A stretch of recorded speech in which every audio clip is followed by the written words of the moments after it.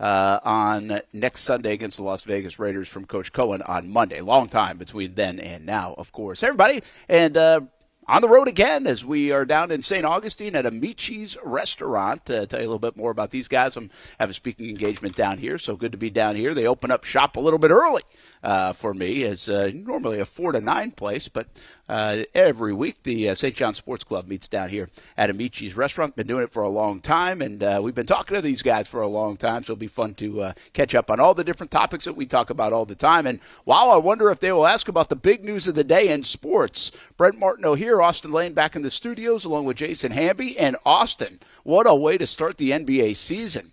This is amazing, this story that just broke this morning. And Chauncey Billups, the head coach of the Portland Trail Blazers, a Hall of Famer. And are you kidding me? He's tied in with a mafia gambling ring? That's about what I got as I'm driving down here today. That's incredible.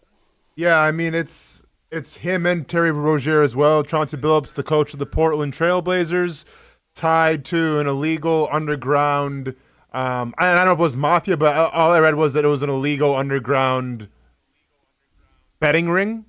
And then Terry Rozier was arrested, I believe, in Orlando or southern Florida for his ties to illegal sports betting and possibly throwing games. And I think Hamby might be super busy right now, so we'll have to bring up the video later. Somebody posted a video of last year in Terry Rozier of a game that he was in. And, according to the video, look, listen, I understand you're innocent until proven guilty and everything, but according to the video out there, dude's guilty. So best of luck to him. Wow. But, not a good look for the NBA, not a good look for the Portland Trail Blazers, who just got Chauncey, and now, obviously, they're out a head coach. Well, I mean, those are two separate, from what I've read, they're two separate arrests. I don't think they're all tied together, but there must have been the FBI must have been working on multiple things, right? Yeah, because Chauncey was once again was tied to underground gambling and everything, and then Terry Rozier was more of sports betting. But it's obviously it's under the FBI investigation, but two different instances. That's just nuts. I mean, that is an incredible thing, and again, early word and early news here that it's really hard to exactly know what goes into all of this. But if you just add the NBA and sports and gambling and whatever these two separate instances could be, it's just not a good look. I mean, how big of a deal is this for the NBA? How big of a blow is this for the NBA? I mean, this is a league that is high-flying right now. A lot of good things happening. They just kick off their season. And on top of that, they've had some gambling issues in the past. So I guess how big of a deal is it? Yeah, I mean, it's two different circumstances. From Terry Rozier's side, it's huge because – once again, and obviously sports gambling, sports betting is huge in this country. And to have a guy, Hamby, do you have the video that I sent you, or are you still kind of working on things back there? Yeah, I'll have it in 30 seconds. All right, cool, yeah. So, in terms of Terry Rozier, it's people are investing money in sports betting and everything, and sometimes betting on his team, sometimes betting on the props, I'm sure, of Terry Rozier, right? So, that's a big deal from that standpoint. With Chauncey Billups, obviously I think he's a bigger name just because of, former NBA champion, Detroit Piston, spent some time in Denver and everything, and now is a head coach. If your head coach in any league gets caught for underground, in an underground illegal gambling ring, those are serious allegations, and that's not a good look. So I think from both sides, it doesn't put the NBA in the best light. Yeah, I think here's it's awful light, obviously. Okay, so here's the. So I think this is the whole. Is there a couple highlights here of Terry Rozier that people are posting? Yeah, and then you have this is the same game, by the way. Oh no, this is just one play, Hamby. So he's playing for the Heat here. Yeah, because it's got the it was ball in Florida. Oh yeah, this is a different play. Yeah, I mean I don't know. And someone broke it down. I forgot what the spread was or whatever of this game. But like this is towards the end of the game. He hits a 3-pointer and everything, and there you go. But yeah, there's some evidence that's piling against right now, Terry Rozier, where it's like, we have you on 4K, man, and it's not a good look.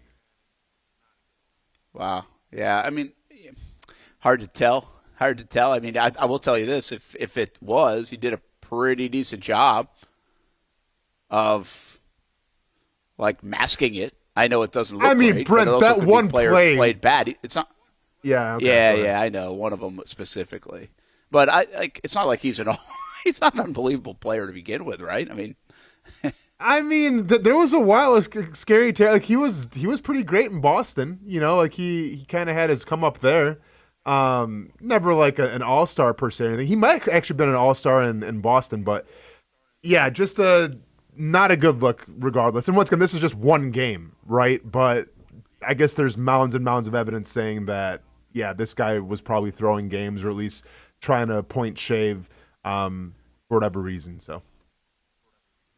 Wow. Just crazy. It's hard to digest it all. And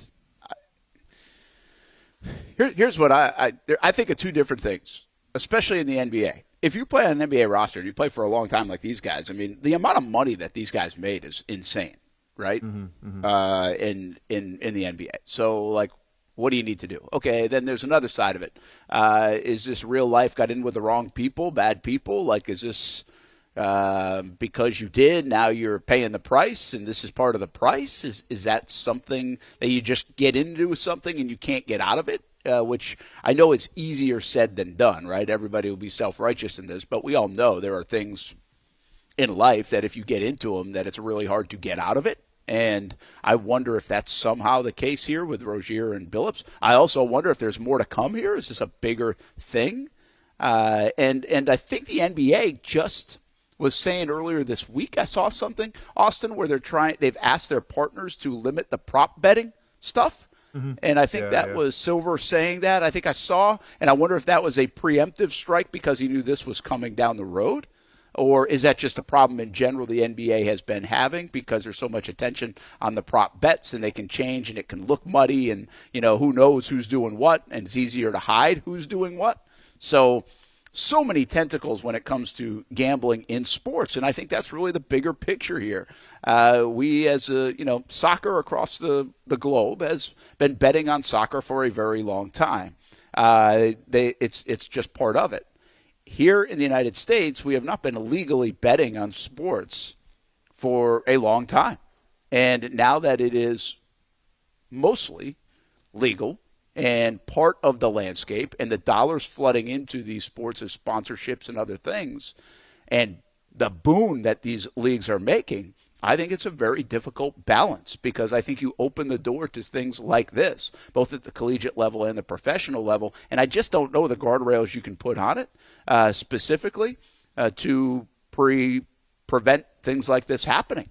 And it's just so much a part of the culture of sports now and American sports. And as we talk about a lot, maybe teenage kids into their young adult life and everybody else doing it. And listen, I'm not trying to be hypocritical here. We do too. I mean, it's an engine that is a fun part of sports, but it can also be a dangerous part of sports. And I think we're seeing potentially here the danger side of it. Well, and here's what I guess in the grand scheme of things, I don't really understand with, Chauncey Billups or Terry Rozier. Like, okay, from Terry's side, I don't understand how, because listen, I understand betting. I get it. I get the rush and the addiction to it. But like, you're in the NBA, you're making millions of dollars. Like, is that not like you're playing for one of few you're one of 1% or point whatever that is a professional athlete. Like, is that not a big enough rush for you? Like, do you have to try to accumulate more money and try to throw basketball games to scratch an itch? Like, it makes zero sense to me. Like you always hear like the whole Michael Jordan stories and everything of gambling and how much like he's lost and how much he's won. Like, I get that in terms of wanting to get that rush when you're retired, right? And like, maybe you can't get it on the golf course or whatever, so you have to gamble. Like, that's fine. I don't understand, like, And we've seen with Jordan too, like in the documentary, The Last Dance, like he was not gambling on basketball, but he was big into gambling like in the locker room and things, and thousands of dollars. And I guess it's just a rush, but I have a hard time trying to back you up when you're a player in any professional league, and it's like, yeah, man, let me try to get a couple more bucks here. Like, are you not making enough already? And then with Chauncey Billups, it's different because, like you said, like whether it's the mafia, I mean, Cash Patel is speaking. Actually, he has a press conference right now, and he's talking about the Chauncey Billups stuff and the Terry Rozier stuff. And I guess with the Chauncey Billups stuff, it's an underground gambling ring, but I guess there was also more illegal activities going on. Like I can't watch the video, so I don't know like what illegal activities that means. But there was, I guess, more stuff going on in that gambling ring as well. So who knows what that even means? And Cash Patel, I feel like, is everywhere, man. Like I'm gonna be honest. I'm not really political. I couldn't name one other FBI director ever in history. I just don't know. But like Cash Patel is like, this dude is everywhere, man. So I guess we'll see what. Go ahead.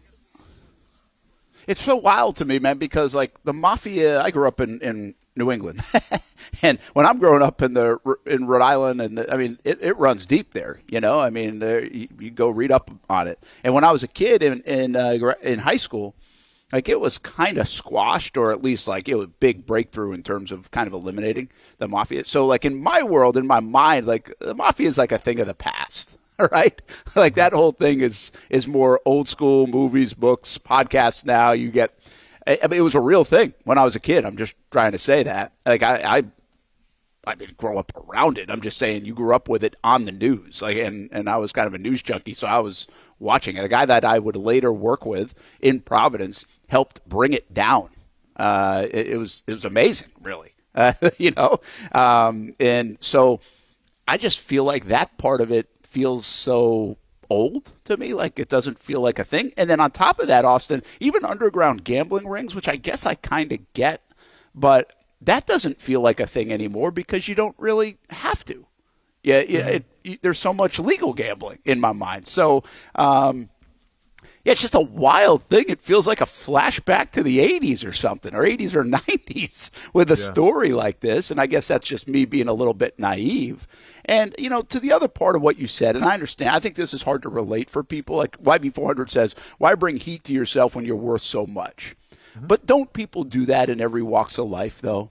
Wouldn't you say the same about from anyone from Diddy to O.J. Simpson to you name it, right? I mean, we see this happen. I mean, whatever that looks like, whatever that is, and some worse than others, and some unspeakable versus like gambling or whatever. But we see it in the form of drugs and anything tied to money and addiction and all this stuff. But we always ask that question, why? So for me, that part isn't as surprising because I think we have so many stories of it through the decades, even with the rich and famous, if you will. That they can't get out of their own way. Yeah, but see, to me, the difference between Terry Rozier and Diddy was like Diddy did that in the confines.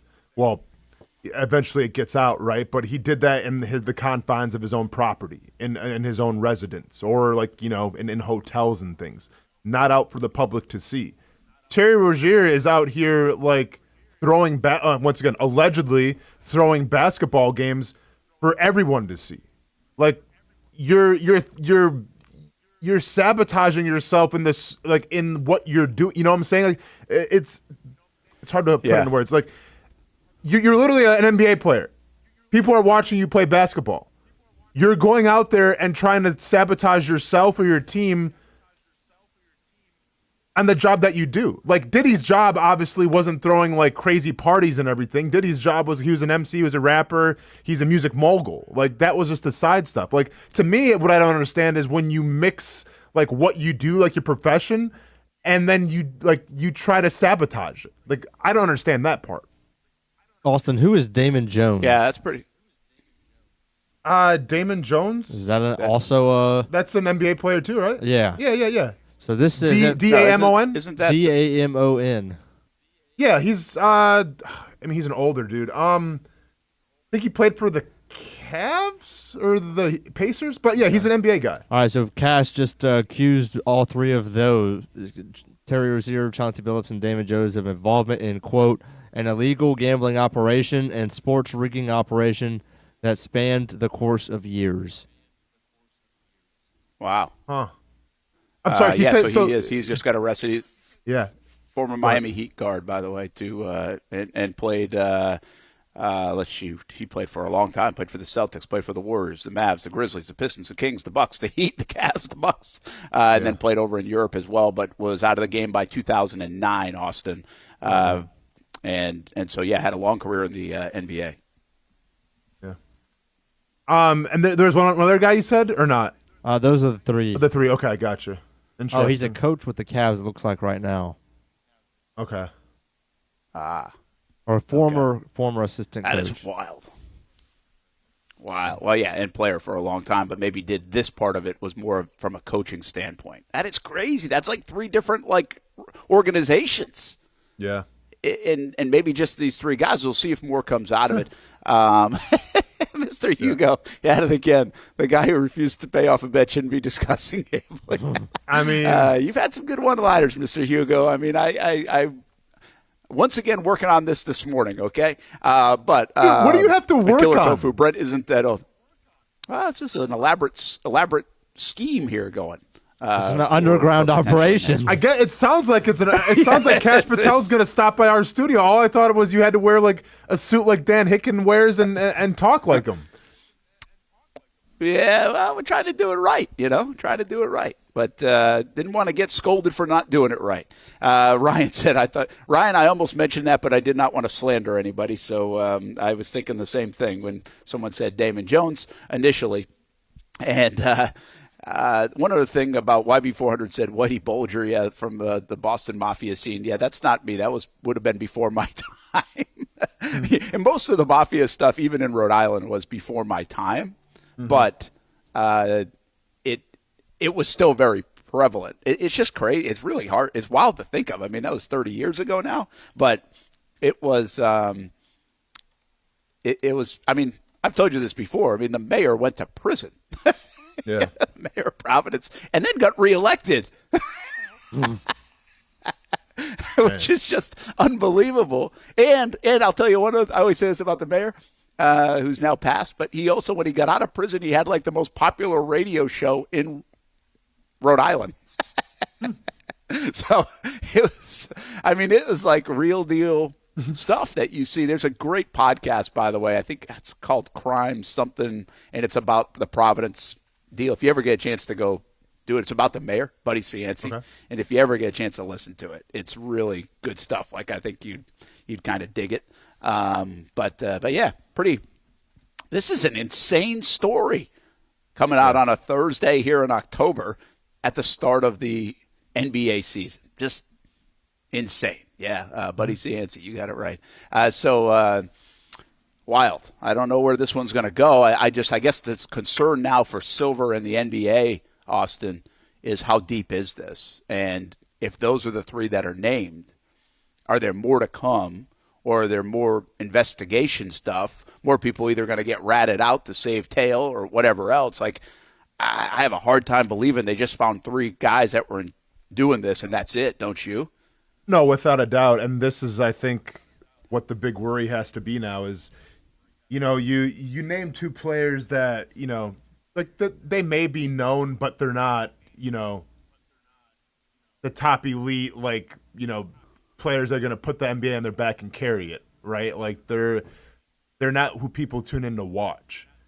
My worry is if you start getting, all-stars, you start getting all-pros and everything and, household names on this list, then the whole thing can just come, crashing down, right? It's going to be an extremely bad look. So, I mean, listen, I don't want to accuse anybody, but I'm just saying, if there's bigger names, that eventually come to light, I don't know what you do, because once again, there it is from the gambling standpoint of people saying, okay, well, I put money on this and this is what so that's corruption there.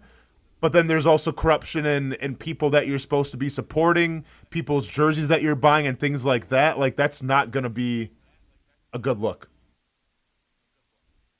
Yeah, it's amazing. It's unbelievable. I mean, Chauncey Billups is a huge name in the sport. I mean, that is a big name. Now, I know he's not playing, but it's a big name. And I don't recall anything kind of like this that's come to light. You know, the Pete Rose stuff was kind of in the rear view for all of us, even for me. So I don't really remember anything this big or that feels this big. And also, we're going to get into the NBA a little bit today on the show, and we will. But, I mean, the NBA is in a really good place, right? I mean, this could be that's what I'm curious about. Is like, is this a derailer for the NBA? Like, are we going to look back at this moment here today, and we're going to say, wow, look where the NBA went after this? I mean, we just had the kicking off of the NBA back on NBC, and Michael Jordan part of the NBA again, and the NBA, everybody's favorite show, shifting to ESPN. And heck, I saw some Charles Barkley stuff last night that was really funny. And you've got all these stars in the NBA, even as LeBron's exiting here over the next year or two. Like, it feels like it's in a great place globally, in the United States, everywhere else. And I just wonder if this is a point of, wow, wait until 10 years down the road, 15 years down the road, and we look back and we say, look what happened since October 23rd, 2025. Yeah, I mean, I think at the end of the day right now, and like this is probably bad to say, but I think if it was going to happen to any team, I think one of the best teams it could happen to was the Trailblazers, just because, like, in terms of of winning percentage and, you know, relevancy, even though they kind of are a storied franchise, like, they haven't been, you know, at the front and center in a long time. So, like, either them or, like, the Pelicans or the Hornets, it's kind of like, okay, whatever. Like, if this happened to the Lakers and their owner was, you know, caught in an underground, you know, gambling operation with other things possibly, yeah, I think it would be more of front page news. Like, it's front page news today. But I think you give it a week and it gets kind of lost in the cycle or whatever. But once again, I mean, if Cash Patel reveals that there's more people involved and more players or more whatever, owners, coaches, then yeah, I think it brings more light to it. But with the three names that we just mentioned, and Chauncey Billups being the biggest name, being the head coach of the Trailblazers, I think give it a couple weeks, it'll get lost in the news cycle. Like, all they need is LeBron James to come back and play. All they need is another Ja Morant highlight dunk, and I think it'll be all right. Yeah, it probably is. We do that in sports, by the way. Sports fans do that. I say this all the time. I've been saying this all the time about maybe college football, but specifically college basketball, where we knew there was cheating going on and undermining and everybody else. But the reason why we turned our cheek on that stuff, I think, most of the time is because, hey, we wanted the bracket, I always say. We want the bracket. Whatever. As long as I got my bracket and I can have my pool and all this stuff, no flies on me, right? Whatever. It's okay. You guys figure that out. And it was just assumed. This one might be different because people feel like, wait a minute now, I'm invested in this. I'm actually wagering on this. And there are people that are actually throwing things. Like, we have evidence of it. Like, it's not just, hey, this might happen, because everybody says it about sports in general, right? The fix is in. We kind of say it as a punchline.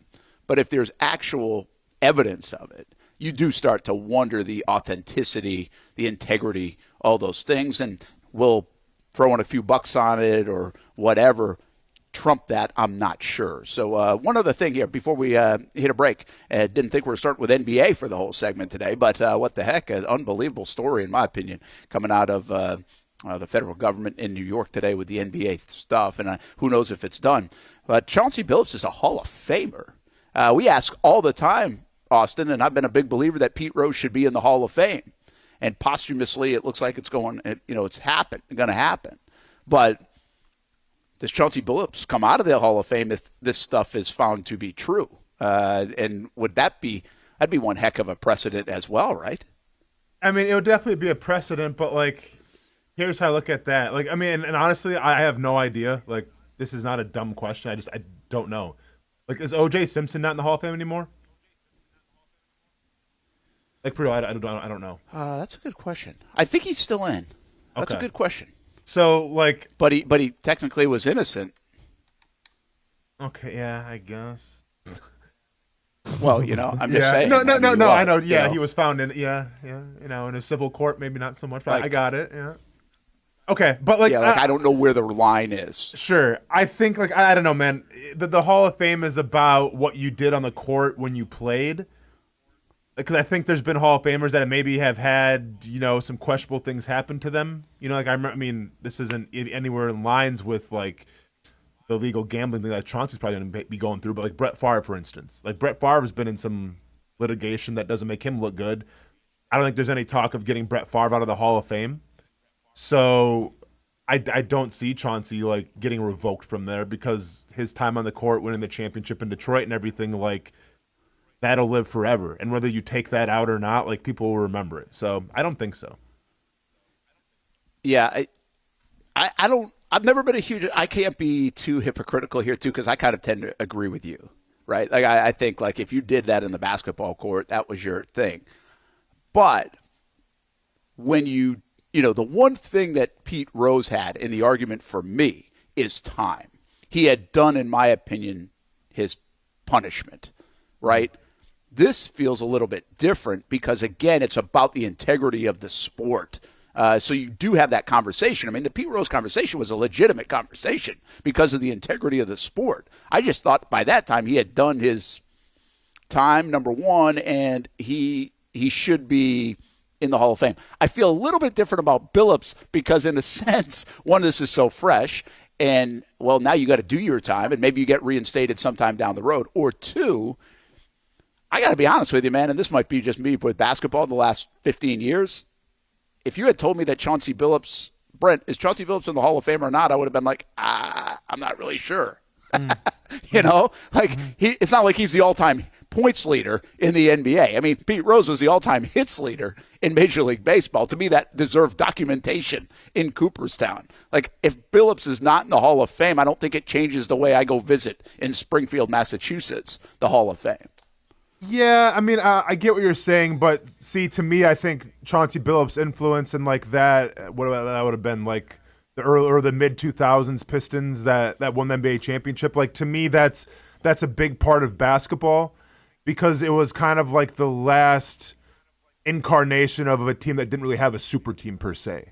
Like you had Chauncey Billups, Rip Hamilton, Tayshaun Prince, Rasheed Wallace, and then I say Ben Wallace. Yeah, Rasheed Wallace and Ben Wallace. And, like, granted, Ben Wallace was, like, he was the all-star and everything, but, like, he was a rebounder, blocker, wasn't much of a point scorer. But, like, that team, I think, should be enshrined forever in NBA history just because it was such a different way of going about things. In the worlds of the Kobe Bryants and even, like, the San Antonio Spurs that had Manu and Duncan and David Robinson earlier, like that Pistons team, it was more of just like a ragtag bunch that found a way to get the job done.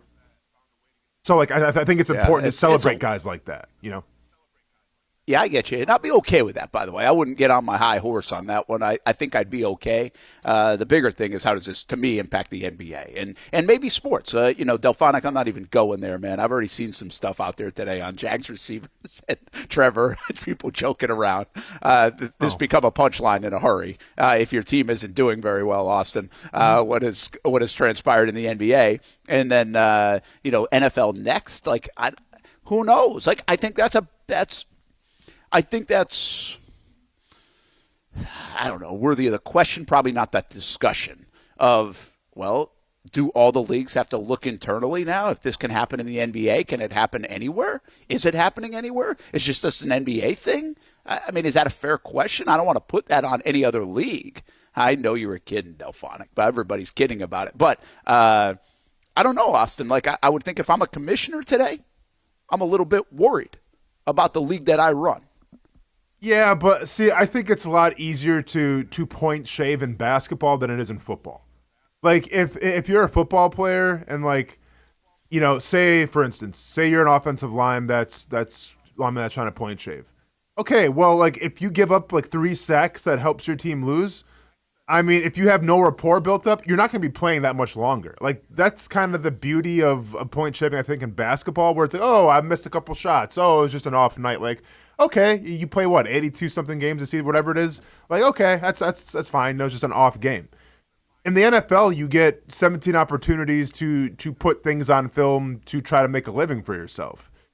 and you have one bad game or a couple bad games, you're probably done. So if I'm Roger Goodell, I wouldn't be worrying about like the shaving point or like losing your team games so much, just because I think it's so much harder to do in football with 11 players on the field as opposed to just 5 players.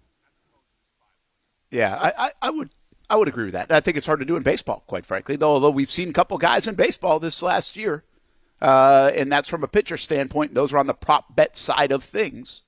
I do wonder at some point, do we get to a point where these leagues are like, hey, you can bet on the games, but we got to do away with the prop bet stuff. But the prop bet stuff is so popular. But I do wonder if we get away from that, because I think that's where the NBA is a little bit in trouble, more than even the probably in games in general. I know you can point, shave, and other things, but it's really easy to go, in my opinion, in the NBA, if you want to go get 15 rebounds on a night, you can go get it. If you don't want to get 15 rebounds on a night, you can not get it. You know what I mean? Like it's way too easy. In the NFL, you really can't like say, hey, I got 6 catches today or not. Like, I mean, you can, but it's a harder thing to do because of all the things that you mentioned. And in baseball, okay, if it's a first pitch ball or strike, I guess that's what some of the things were happening. You can control that. Well, take that out of the game, and then you don't have to worry about that, because everything else is pretty hard. If you start walking the yard, they're going to take you out. So if you're giving up stuff, you're not going to have a living in the NBA. I mean, in Major League Baseball as a pitcher. So I do think you're right. I think some of the guardrails in place on these sports naturally are a little bit easier than the NBA. But I do think prop bets at the end of the day might be a big part of a problem that becomes a solution for some of these sports leagues and entities to say, this is too risky.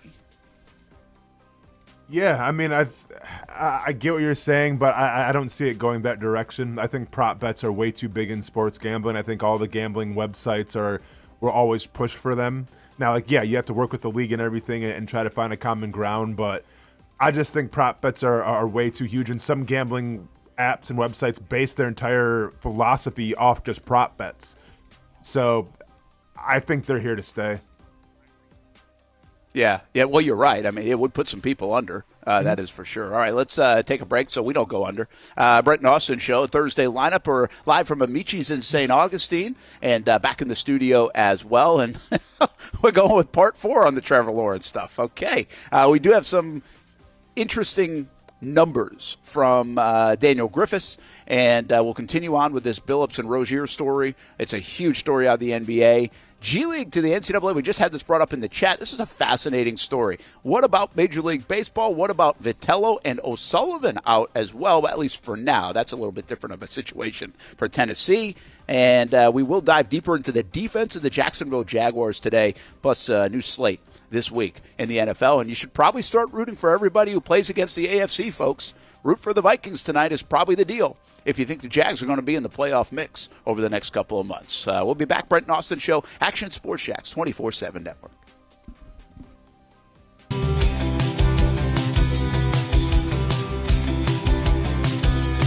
Welcome inside the Armor Guard exterior and gutter helmet showroom. There's a lot going on, like glass exteriors, replacement windows, and down there we have the retractable screens and awnings, plus hurricane protection.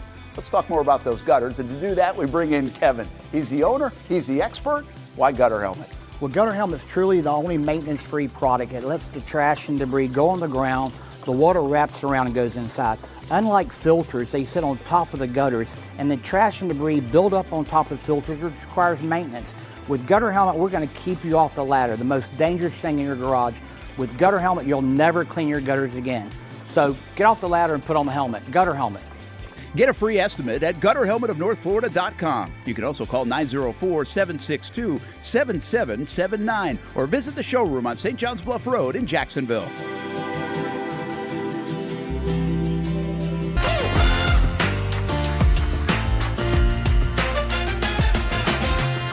Empower a future, inspire a dream. It's a bold but simple mission for the Jacksonville Police Athletic League, known as Jax PAL. Help the next generation of kids in Jacksonville shape a brighter future. their after-school programs, teenage leadership programs. There's community outreach. It's been just an awesome opportunity to be out here with my colleagues and do something good for the community. It's really been an interesting opportunity to just see everybody work together in a way that we don't normally in the office. And there's sports.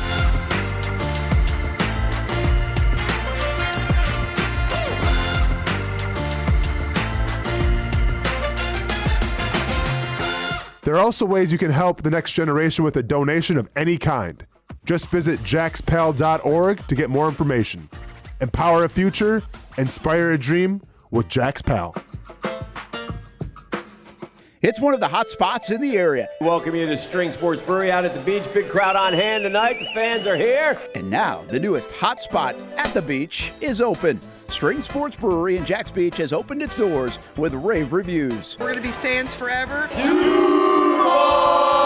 Cozy up to the bar, grab a seat in the sports-themed restaurant, or grab a seat outside and feel that breeze coming off the beach as the weather warms.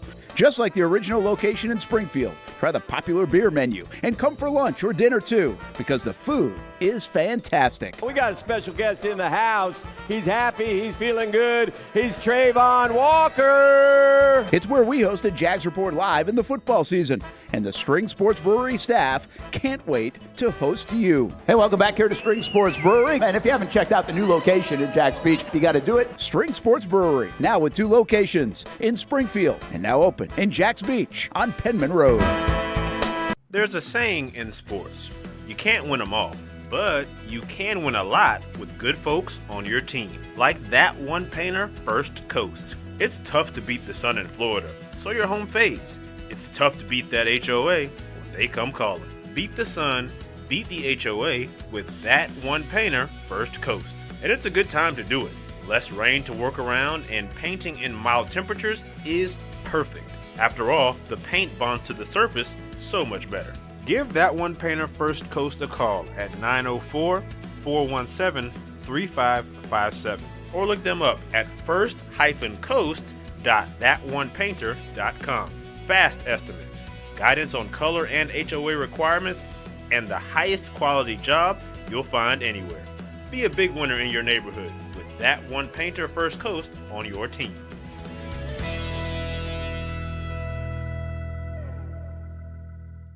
Sun's out, suits out. That's right, it's summertime in Florida, which means it's time to say goodbye to bulking season and hello to shredding season. But if you're like me, you're having a hard time sculpting and shaping those final pounds. That is until I came and saw my friends over at Ponte Vedra Vein and Aesthetics. Right now, everyone is hopping on the Evolve X train, and the only destination is finding your perfect summer body. The technology uses electrical muscle stimulation and radio frequency energy to cause your muscles to contract, all while heating up those deep layers of your skin and tissue to produce collagen and reduce fat. It's like doing 1,000 sit-ups in 30 minutes. No pain, no needles, just results, right? That's right. So leave those winter layers back at the station and come look and feel your best with the team here at Ponte Vedra Vein and Aesthetics. Visit them at one of their 2 locations, either over in Ponte Vedra or on the south side. Welcome back to the Brent and Austen Show, streaming on the Action Sports Jax 24/7 network. Well, take a look at the Trevor Lawrence numbers. This is from Daniel Griffiths, who I'm going to give you a little numbers. I don't know if Daniel wants me to give you these numbers or not, but I'm going to do it anyway. I don't think he minds.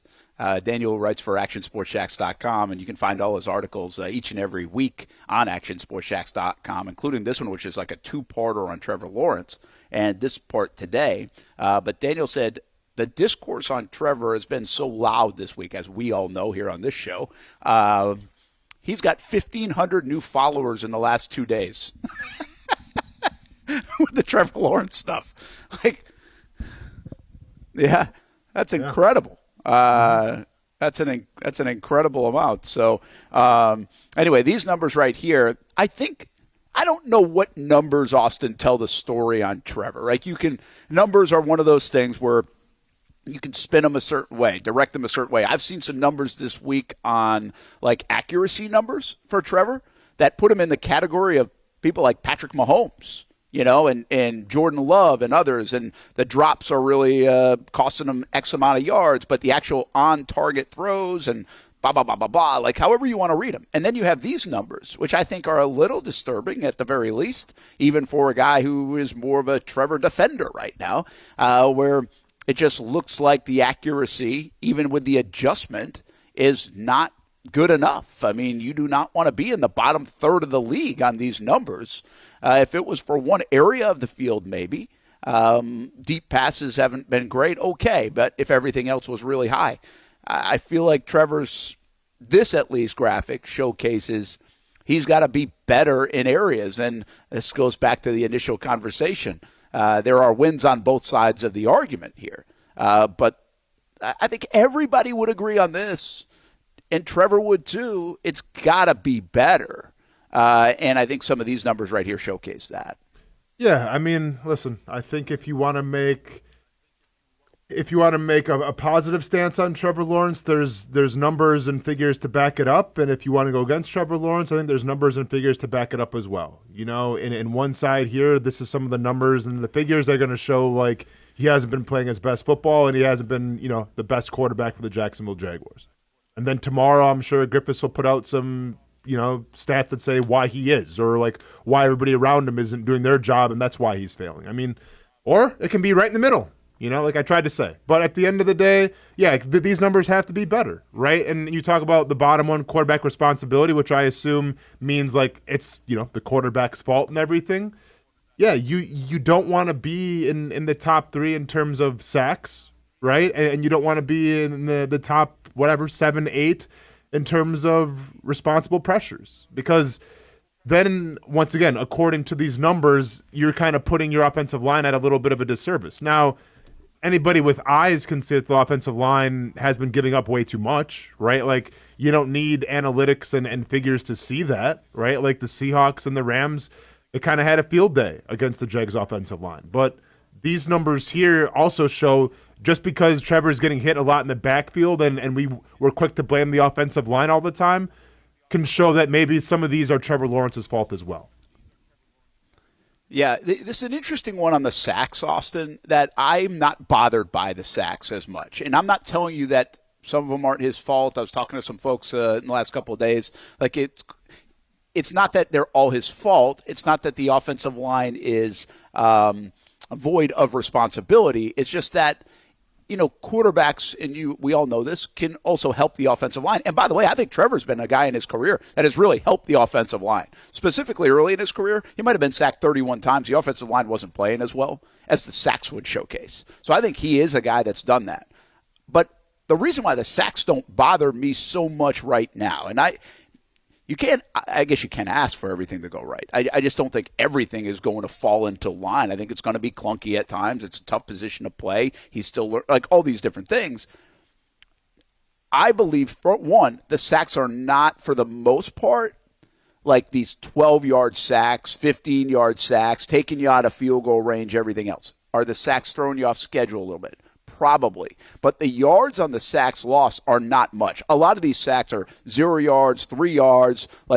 He had 7 sacks for 32 yards. You're averaging 4.5 yards a lost sack. Like, that is no different than a false start penalty, really. And again, it doesn't make it okay. I just think it's not the end of the world. And I've been trying to say, I think he's taking more sacks right now because I think he's trying not to turn the football over. So he's holding the football a little bit longer, and instead of throwing it into double coverage or something he doesn't see right or something he doesn't trust with his eyes or whatever else, I think he's right now has a tendency to hold on to the football a bit more and take the lesser of the two evils. I think what people want him to do, and I'm not saying they're wrong, he probably should do this, is when you're running outside the pocket, instead of taking a negative 1 yard or 2 yard sack, throw the ball away. Just throw the ball away. Like, I think people would like him to just throw the ball away. So that's a next level of it. But the reality is he's not throwing it to the other team. Or the discourse would be really one-sided if he was throwing it to the other team.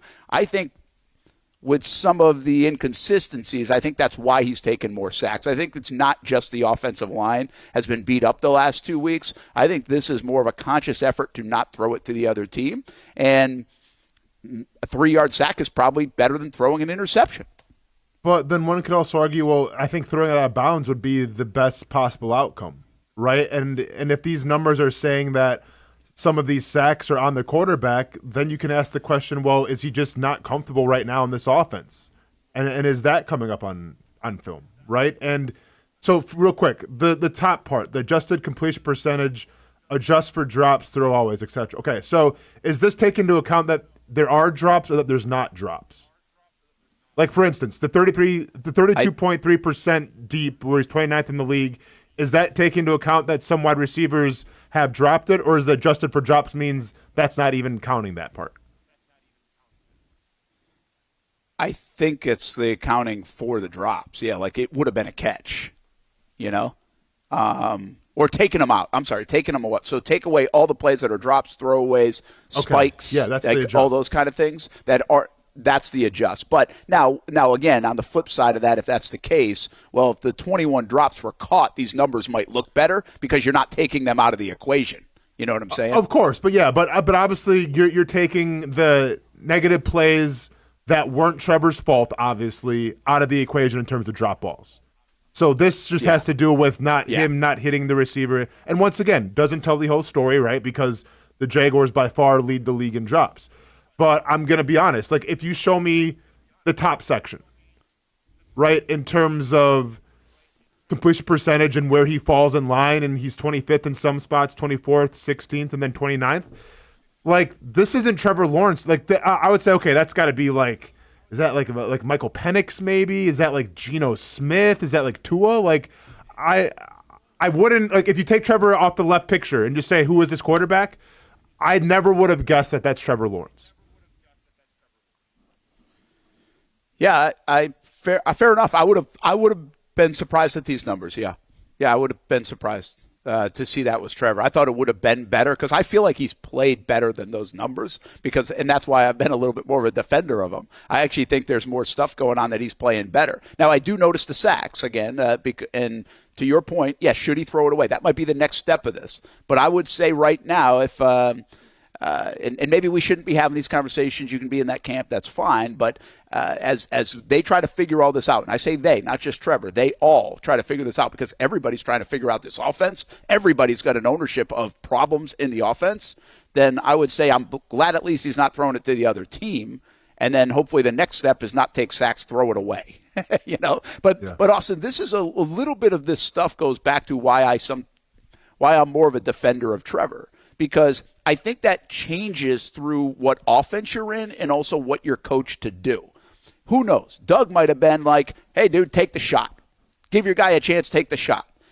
Cohen might be, and again, I'm just making this up. Cohen might be like, hey, whatever you do, don't turn it over. Like, just don't make – we can't turn it over right now, especially with the way we're playing so inconsistent. So if you got to hold on to it a little bit longer, a sack's better than a turnover. You just don't know what's being said. But that's my point is you've got to come out of the old regime and way of thinking and into whatever you're being taught, whatever the rules are, whatever the emphasis is in this one. And that's the nuance of the Trevor stuff. That's why I always say it's not really apples to apples when you're changing 4 different voices of play callers in 5 years. To me, that's where my defense comes into play about some of the things that Trevor has to deal with and overcome or get used to, that some of these, like a Jordan Love, doesn't have to worry about that at all.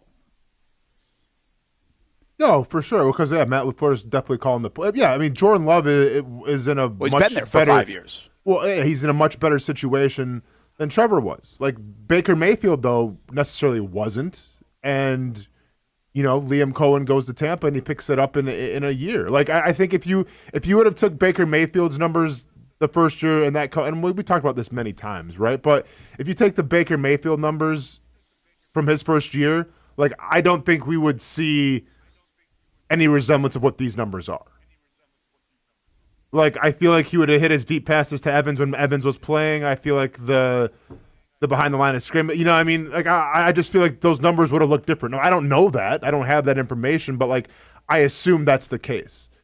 And I assume that the same thing for the quarterback responsibility.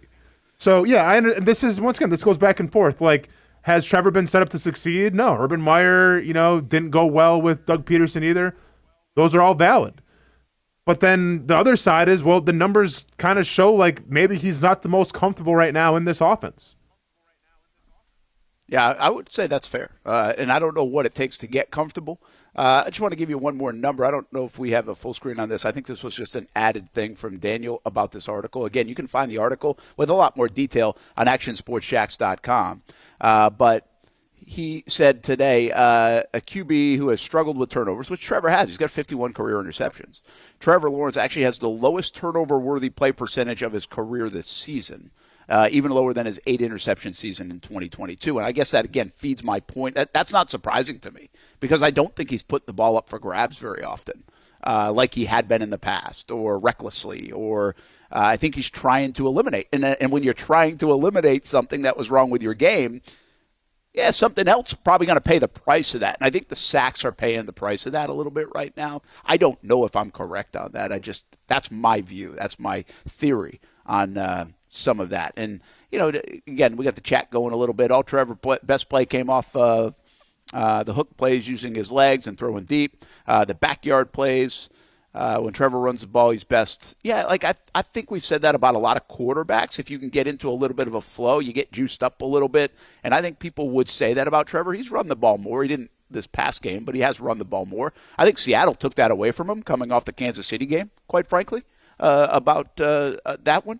So YB400 says, Trevor sometimes bonehead trying to buy some time and go past the line of scrimmage or close to it. Yeah, I think he's got the ability because of his athleticism to extend plays. And I think we like a lot of that's going on right now with him. If you go back to the Kansas City game, even the Seattle game, maybe even the week prior, San Francisco, where we were applauding him for some of the backyard stuff. Like it looked like, hey, we're just going out and playing football and making something out of nothing. So, but then you got to eliminate going over the line of scrimmage and everything else. So there's just this give and take balance that, it lands right in the middle, which is kind of what we've been saying all week. And I'll go back to what Prisco said to you on Jaguars Happy Hour. It kind of just is right now. And I guess the hope is turns into the positive side more than the negative side when it's sitting right here in the middle. Yeah, I mean, that's what it's got to be. And obviously, I think the help of players around him would help elevate Trevor. But, I think a question that we're going to have to ask and we're going to have the answer to, at the end of the season is, are you doing him a little disservice if you're trying to take away some of the backyard football stuff? Right? Because, for instance, with Baker, once again, here we go comparing to Baker again, but, Baker is, the epitome of a backyard football player. Dude scrambling, running around, lowering a shoulder, trying to make a play. But, you get the sense that he has the capabilities to play within himself, even when he's doing that. Right? Sometimes it might lead to a turnover. Sometimes it might lead to a bad throw here or there. But, you get the sense that he has the power to play within himself and he knows his capabilities. I don't think Trevor Lawrence is there. I think when, he was 3 lines past the line of scrimmage, that didn't really show a good feel for where you're at in the field. And I'm not sure, how many quarterbacks, honestly, you would see make that play where they throw a ball that's 2 or 3 yards past the line of scrimmage. I'm not sure. So, I think it's maybe some of those plays where it's you just have to have a better feel for your game to be successful. Yeah, I can't argue with some of that, and I'm not here to argue it. I will say one other thing, and I brought this up earlier this week, and I'm just going to back it up with a few numbers and take you guys through this a little bit because I think it could be an interesting parallel. So I'll get ahead of the story if we look back on it. And this is the hope. This is a hope. This is not hey, I predict this is going to happen. I think everybody hopes this is going to happen. I think if you go back to 2022, he was playing inconsistent football. And, he had just to go through some things. He had a really good game against the Chargers. Then they started 2-1, and they won 38-10. Remember that game in 22 with Doug? It was just his 3rd game, and he had 3 touchdowns, a 262-yard game. It's wow, okay. But then he goes and plays Philly, has a 47 completion percentage, throws a pick, sacked 4 times. Houston beats him up. He throws 2 picks, no touchdowns. Indy, he was just okay. It was 165 yards. Remember, he completed every pass, but it wasn't for much. It was all underneath. Mm-hmm. He actually took 4 sacks in that game. And then the Giants game after that, it was 50% completion percentage, no touchdowns, no picks, no sacks. Denver game is where, everybody's whoa. two interceptions, 1 touchdown, 133 yards passing against a good Denver defense, but he threw that pick in the end zone. And then that's where things started to change. And how about the irony here, Austen? The game after that bye week in 2022, they played the Las Vegas Raiders. Oh, there you go. And he went 25 of 31. Get right game. 25 of 31 for 235, 80% completion rate, a touchdown, no picks. Then he starts to take off, man. He goes Kansas City, 29 of 40, 259, 2 touchdowns, no picks. Baltimore game, one of the best games of his career, 29 of 37, 3 touchdowns, no picks, and it has that big comeback. Detroit game was the one he, I think, almost got hurt. That was the one, and they got walloped. That was not a good game. But he didn't throw a pick in that game. It was just a touchdown, no picks. Tennessee has maybe the best game of his career. What was the Detroit numbers that he threw? Because I assume he probably had to throw 17 of 31. Okay. Yeah. Nah, because 17 of 31, 179. But again, the completion percentage was just okay. 1 touchdown, but didn't throw a pick. And then Tennessee, I think maybe people would argue his best game of his career, 30 for 42, 368. Remember, he points to the scoreboard at the end of the game. 3 touchdowns, no picks. The Dallas game, 318, 64% completion, 4 touchdowns, 1 pick. So, like, my point is, and this is, again, a hopeful thing for Trevor Lawrence, that was year 1 of Doug Peterson's offense. It was clunky at the start. It was inconsistent. There was a good game here, bad game there. London was really the rock bottom, maybe, of Trevor's career against Denver, because he threw the same pick 3 weeks earlier against Houston, and he was playing not great football at that time. He bounced back. It was that old, if you go back and listen, he had a conversation essentially with himself on the plane ride back, like, I'm just going to play. And I think he's in a much better space. I don't think he was rock bottom on Sunday, quite frankly. I know I'm just still surprised at discourse coming off that particular game based on the previous couple of games. And it was ironically against Las Vegas. 2, 4, 6, 8. They had 9 games left in the season, and he starts a streak that is just really good. He goes 1, 2, 3, 4, 5 straight games with no turnovers. He goes the rest of the year with 2 picks for the year, throws a good amount of touchdowns, and plays some of the best football the league saw that year in the second half. I think that could just be the hope, and it would be great irony in year 1 of this new offense if Cohen and company can get him on that track the way Doug Peterson, that football team, and Trevor got on track in the back half of 2022. Well, it's a great Raiders team to do it against, just because they are kind of hurting right now, I feel like, and their secondary is very vulnerable. So, I mean, if you're looking for a Trevor Lawrence get right game or a Jaguars offense get right game, out of all and I get it's a week by week basis, right? And there's parity and everything, but like, if you're going to handpick a few teams that you want to play against to try to get your team some mojo and get your team back on their winning ways, I think the Raiders are right up there with one of those teams. Yeah, I would say so too. And hey, there's one other thing about this scenario. Again, I think this scenario is in a better spot than that scenario, just from a starting off standpoint. 1, from Trevor's play, but 2, because they're 4-3. They were 2-5 football team at that point in 2022. And they were able to then go on that run. So, again, who knows if history is going to repeat itself, but it's a decent comp in a year 1 of a new coach and hopefully an evolution of an offense and a quarterback that's getting a lot of heat right now, or people are at least picking sides. And he was getting a lot of heat back then, if you remember. Even though he had come off Urban, there was not a lot of rope for the franchise quarterback even at that point, because he had made some real silly mistakes in the end zone against Houston and Denver that really stood out to not only everybody here in Jacksonville, but across the country. All right, let's take a break. When we come back, live from Amici's Restaurant down here in St. Augustine, and St. John Sports Club meeting up today, and I'll be talking down here, so I decided to do the show here. More football chatter on the way. Do want to get some college football, too. And there are a lot of different storylines, from the Gators coaching search to the parity in college football. To me, is this a product of what we have today in the NIL and also the transfer portal world, that it's actually a better entertainment product because of what we've got going on right now in football, and all these topics still on the way, too. Brent and Austin Show, Action Sports Jacks, 24/7 Network. Hi, I'm Greg Mackey from Cycles of Jacksonville. Whether you're looking for a side-by-side, ATV, motorcycle, or scooter, we have what you need. Get a Moto Guzzi Stone Corsa for just $235 a month, or a Triumph Trident for as low as $207 a month, or the popular Honda Rebel 1100 DCT starting at a low $204 a month. Stop by and choose your adventure from all of our great brands, only at Cycles of Jacksonville on Atlantic Boulevard. Family owned and operated since 1983. Hello, I'm Kenny Lay of Kenny Lay & Associates. Since 2003, our firm has fought exclusively for the rights of men in family law. Divorce, modification of child support, alimony, custody, and more, all for men. A father is vitally important to a child's life, and being a man is not a reason to pay more in child support or alimony. I'm a single father. I get it. If you have a divorce or other family law issue, contact Kenny Lay & Associates at divorcemenonly.com. We've been telling you about the Action Sports Jax 24/7 network for over a year now. How to find it, what to see.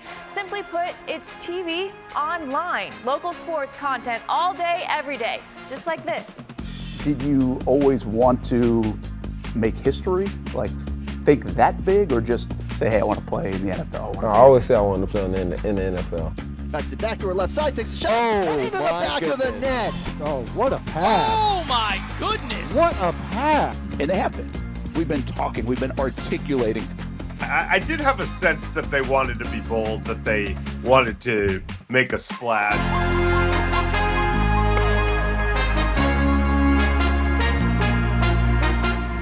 Content you won't find on TV. Find it on actionsportsjax.com and just sit back and watch local sports all day on the Action Sports Jax 24/7 network. How do we make Mason's famous lobster rolls? It's simple.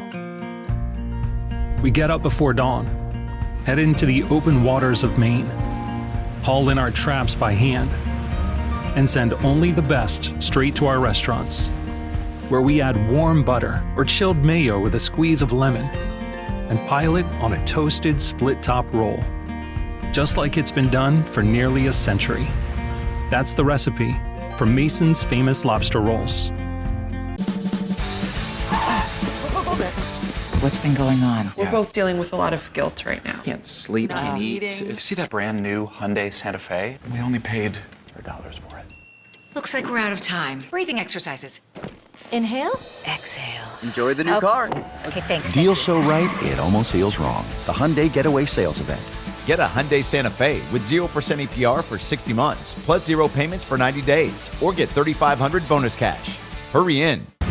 What a throw! Touchdown, Jaguars! We're coming for you. They're going to get him on the ground, and that's going to end the ball game. We show no mercy. Lawrence looking deep in the end zone. Touchdown! Duval!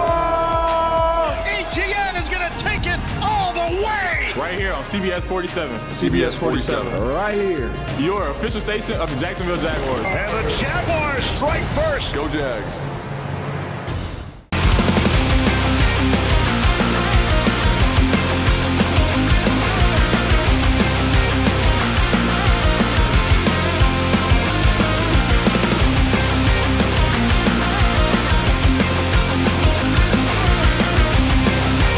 You have the opportunity to explore what you might want to do with your life. There's so many opportunities here that it can spark interest that you didn't even know you had.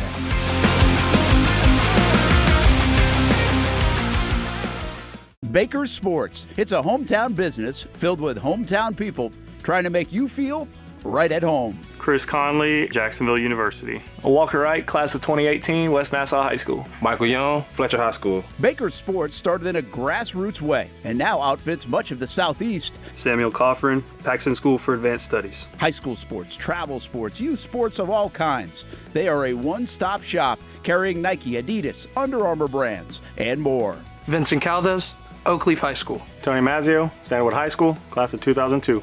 Whether it's sports teams on the field or it's your team in the workplace, like our Action Sports Jax team, and community events like the Dream 18 Golf Tournament, and many others. Cole Tilley, Hilliard High School. Reagan Webb, Eagles View Academy. Look good, feel good, play good with Baker Sports. Custom sports apparel since 1997.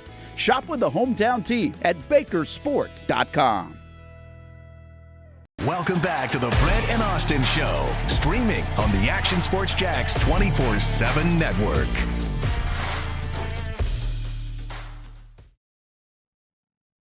Oh, man. What is this? I can't hear Brent. If it's Brent talk, I can't hear him. But this was listed as one of the, well, we'll say craziest college football traditions in the country. Didn't know about it. Went down a rabbit hole last night of crazy college football traditions. And this one is located in Delaware. Brent, do you care to take a guess what this is called and what they do here? I don't know, and I don't know if I want to go over the top and say what I'm totally thinking, but you probably should, because I think the sign's a dead giveaway. Caution wet floor. It looks like, yeah, like an old shower place, right? Mm-hmm. Mm-hmm. And where's this, in Delaware? This is at the University of Delaware.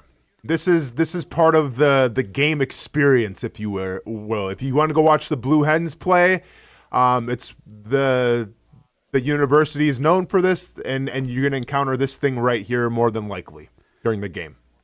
I'm going to just shot in the dark. I've never heard of this. I have no idea. I'm going to get away from the shower part of it, go more to the bathroom. They use this whole floor as a bathroom. Yep. This is referred to, Brent, as the Delaware Piss Wall. And this, not even lying, it's what it's called. And Hamby, can you get the picture right back up there again, quick? So there is no urinals. If you're a dude at the University of Delaware and you want to watch a football game, there is no urinals. This is where you need to go relieve yourself. And you basically just go on the wall, and then it trickles down, I guess, into some drains. But, yeah, that's what Delaware's bringing to the table. How do you feel about it? I think it's the most disgusting thing I've ever heard of. I'm a little surprised in today's day and age they get away with this. I don't know where that line is, and that's got to be like a disgusting room in general. Like, bathrooms are kind of gross anyway, especially in the public setting, but that has to be at an all-time, like, wear a mask kind of disgusting. Yeah, I mean, like, you know, like when you go to like an airport bathroom or something like that, and, you know, it kind of smells of like funnel cakes and just like kind of what do you think that room looks like? Either I'm going to go outside or I'll just hold it. I'm not going in there. I'm not going in there either. Now I'm hoping that they have other options. Brent, no, Yes. this is the men's restroom. They have other options. They do? I guarantee it. Look at Hamby. Look up Delaware men's bathroom. This is once again, I didn't know about this until I went down this list. This is a very well-known thing, I guess, in Delaware. Like, this is, if you, obviously, I'm sure if you have to go number 2, you can go someplace else, right? But, like, they don't have urinals. Like, they don't have urinals. Like, this is what you have to use. I don't get it. You know, I mean, I saw, where was I? Actually, I think I was at some, where were we just at? I guess we're in London. Was it Wembley? Did Wembley have this? I feel like they had the trough. You know, the old trough. Troughs, like Wrigley's got troughs, or Wrigley used to have troughs. The trough is sick. I mean, yeah, troughs aren't ideal, but like they make a little more sense than just a wall with some drainage. Yeah, I can just, like, the smell of this has got to be awful. The southwest corner features large trough urinals, a system that was retained due to public opinion even during renovations. On the north end zone, there is a section that has traditional urinals in its restrooms. This isn't even a real thing? Okay, good. No, this is just one option. No, it's real. It's just that they have another option. They have another option, yeah. Well, then why is this even an option? Imagine those drunk kids. These drunk kids at a game flopping around in there as they slip and slide on the floor of urine. I don't get why you'd want to even use that. Like, if there's other options, then I'll walk across the field. Like, who in their right? Like, why is it still a thing? Is I guess what I'm wondering.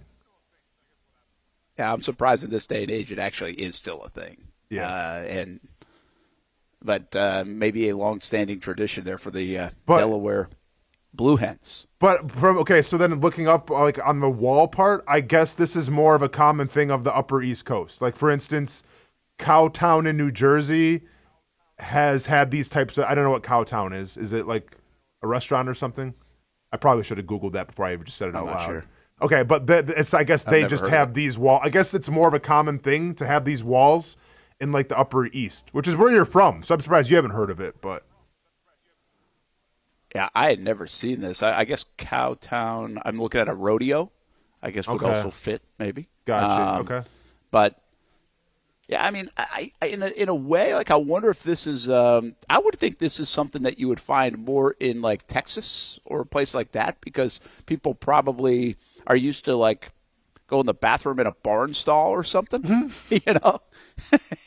Like, that's where I would think this would maybe originate from, this concept idea based off that. But brutal. Yeah, I don't want to go to this. Doesn't make me want to go to Delaware and participate in this kind of tradition. I can tell you that. I mean, you think like Joe Flacco could come around and like help them out a little bit and maybe like sponsor a bathroom like the Joe Flacco, urinal or something. Didn't Joe Flacco go to Delaware? Yeah. He still sees this in his nightmares, says Chad. Yeah. So, yeah, Flacco, go give some money back to the university and get the wall out of there. Mr. Hugo says, I had a layover in Ireland and the airport had one of those walls. I was like, really? I have never seen that. I've never seen that in my 48 years until you just showed it to me. I've never heard of it. I guess it's a little bit more of a thing. That's pretty wild. I mean, I get like it's I don't easy. get it either. Well, I mean, I get it because like it's easy, right? Like you don't have to worry about like I guess like wasting water and flushing and everything. It's just one big giant wall.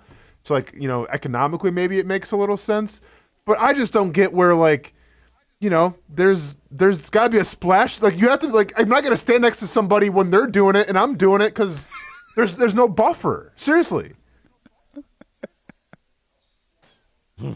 Yeah, I get it. Yeah, there's like always reminds me like you bring you bring me back to my like one of my favorite Thai stories is we're at Disney and he's like 3 or 4, I don't know, something like that, and so he's like he can now go by himself. But, like, I'm in there with him and next to him at, like, a urinal. He's probably at one of those smaller ones, and I'm, like, at the normal one. And all of a sudden, I look over, and it is not in the urinal, man. It is, like. That's amazing. It was unbelievable. I'm like, dude, focus. Gotta focus. I mean, he's like,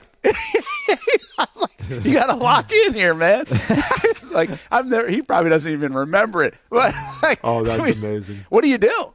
Like he's like 3 or 4 years old. Like there's no like, hey, just dap him up and move on. Next ride. I guess so.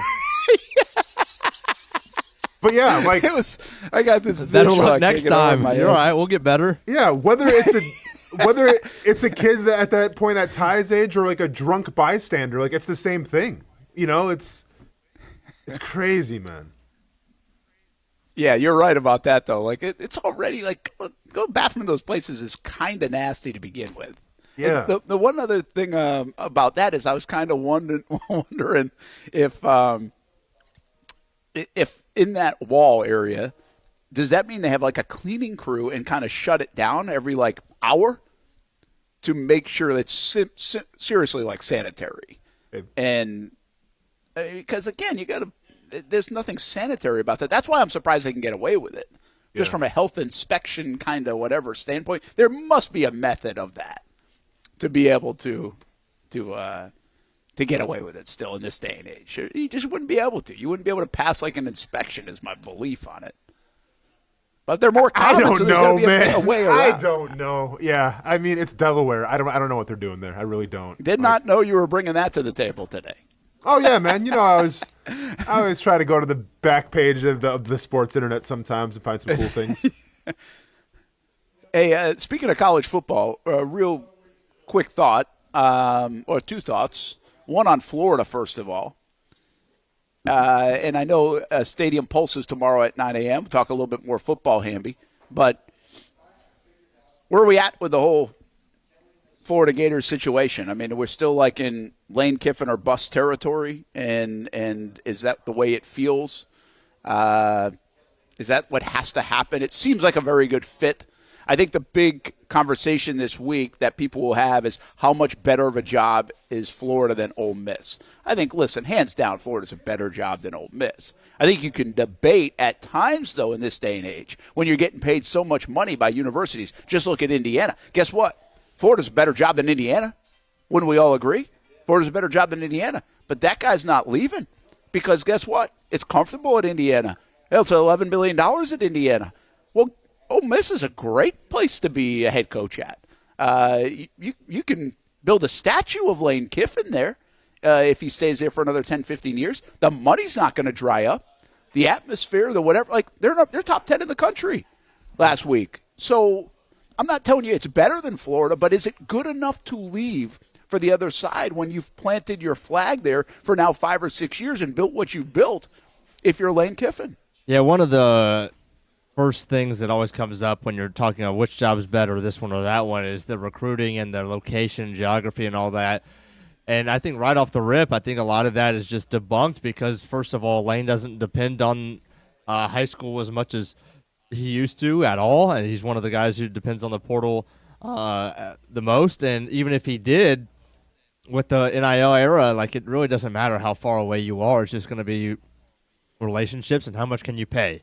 So I still do think Florida's a better job, but I really don't think it's by a wide margin. And if it's not by a wide margin, then maybe it is comfortable enough to stay. I think where are we at? 4 days removed from Billy Napier being fired. I think we're nowhere.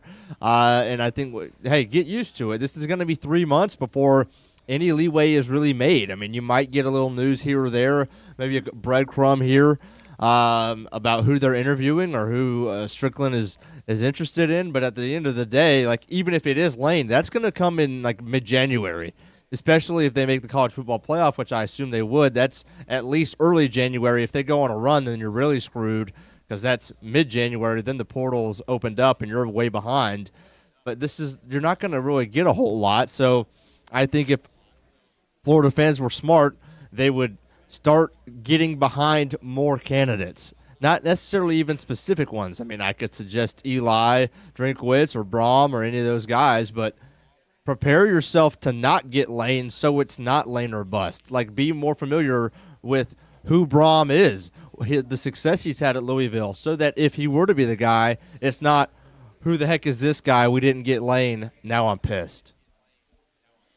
Hey, Austin, you're Lane Kiffin's agent. It's a good place to be. Jimmy Sexton, he's got everybody. But let's just take Jimmy Sexton out of the equation, and because I'm not sure he's great for college athletics in all. But you're Lane Kiffin's agent. What are you advising? What do you think? What's on the table in terms of these conversations of, hey, you can stay here and make a mint, or you can go to Florida and try to be the next Spurrier? If I'm his agent, I would tell Lane Kiffin. I mean, first I'd ask him, hey, where do you feel the most comfortable with? Like, do you love it here in Ole Miss, or are you kind of over this place? Do you want to go to a place with probably a little more resources and you'll get more money? But regardless of what he tells me in that situation, the first thing I would do was put a cryptic tweet hitting at the Gators, because then I would drive up the price of Ole Miss, even though you're going to stay, and be like, well, hey, Florida's. I mean, seriously, this is capitalism at its finest. That's the game. I would put out a cryptic tweet like a Gator chomp or something like that. Ole Miss sees it, they get a little nervous, maybe get a little threatened, and if I'm Lane Kiffin, I want to stay, then I'm like, okay, well, it's probably going to cost you a little more, and Ole Miss goes out of their way to give him a new contract, a lot more money, got to be more money now than Signetti's making at Indiana, and I go from there. Yeah, I think it's an interesting call for Kiffin. I don't think it's an easy one. I don't think it should be Kiffin or bust, by the way. I do think Kiffin feels like a really good fit. And at least right now, if you're Florida, here's my question about Lane Kiffin I've had for a long time. Can he win it all? Like, is he going to win big? But at this stage at Florida, man, just be top 10, top 5 all the time, and at least you got a chance to win. And especially in today's 12-team college football playoff. So I don't know if he's going to – we asked this question about Kirby Smart, to be fair, too, back in the early stages when it looked like he was really building the program, and he did. But then he would make the Final Four, not be able to win, and that next question becomes, can you win it big? Can you really sustain to a point where you can get to the Sabans of the world and others? And I think that's my question a little bit about Kiffin. We know he's going to have a good offense. He's going to kind of have a fun program. He's shown that at Ole Miss, man, he can get into that top 15, top 10, top 5 even before last week's loss. Can he win big is the question, and I'm not sure the answer to that is yes, but I don't know if that's the most important question in Gainesville right now. I think being a prolific offense, being a team in the conversation after these last 10 years, quite frankly, let's take the steps. Much like I say with the Jags, you can't go from not great to great. You got to be kind of good first, and I think that's the position, quite frankly, Florida is in, and I don't know if they want to hear that, but I don't think they just jump right into national title territory just after these last decade plus where they've been. Yeah, I would say this. I mean, as a Georgia fan, the only person that would scare me is if they hired Lane. So that should be all the reason that you need to go hire Lane. I think it's that simple. Nobody else is really, okay, Drinkwitz, I have some respect for him. He's built a nice program at Missouri, but doesn't really strike fear into my heart playing them every year in Jacksonville in late October, early November. You hire Lane, completely different story.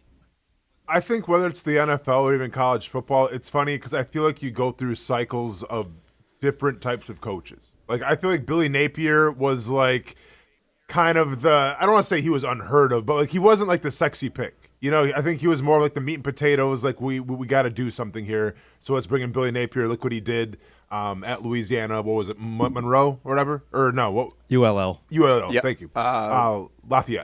Lafayette, yeah. And like even in Jacksonville, it's okay, let's get Urban Meyer. Like this is going to be like the sexy pick and everything. Everyone's talking about it. Cool. Goes bad, then I think you get the safest pick in Doug Peterson. Like I think that you just, as a program or as a professional team, I just think you go through phases where, okay, let's get the guy that, you know, is highly touted. Okay, well, let's get the underdog maybe that is a little more stable. I think Florida needs the sexy pick. I think Florida needs the hype, and then they need the excitement, and I think Lane Kiffin provides that. So I think right now in the next cycle in terms of a coach for Florida, it's got to be the guy that's going to draw the headlines, and that guy is Lane Kiffin. Yeah, there's some importance to that in college football, especially when all the money is flooding in. Like that's a real deal thing in college football. All right, let me ask you this one other thing here for now. Again, Stadium Pulse tomorrow, 9 a.m. with Jason Hamby, Mondays and Fridays, and get a lot of college football talk. It's wide open in college football, right? I mean, it's just, what are there, 10 SEC teams or something that could make the college football playoff, I think, is right now. We have no idea. It doesn't feel like there's a dominant team. Maybe Ohio State's better than everybody, but what Penn State and Texas have done, you know, if Notre Dame were to somehow get in the playoff, it feels like, hey, they could be pretty good. So it's wide open, which is great for sports, right? I mean, we like that in sports. We have not had that in college football for really decades and decades and decades. It's usually what I always say is a 5 to 8 team window that has a chance to win a national title. I feel like the way the 2 years have gone since the college football playoff marries with the 12-team playoff, marries up with the NIL era really ramping up and the transfer portal really ramping up. We don't like a lot of these aspects to our college sports because there are a lot of pitfalls and downfalls to them as well, and it's a wrestling match between a modern era and traditional sports. But at the end of the day, is it a better product from an entertainment standpoint because of the NIL transfer portal era, the way this has played out? Or is it just coincidence that we're all of a sudden getting this parity? Austin, you want to take this before I go on here? Yeah, I mean, I think parity is good for sports, but I don't think it's good for college football. I think when you talk about the NIL and the transfer portal and everything, I think college football is steeped in tradition. And it's growing up with players for 3 or 4 years on the same team that you can cheer for. You can buy their jerseys and everything.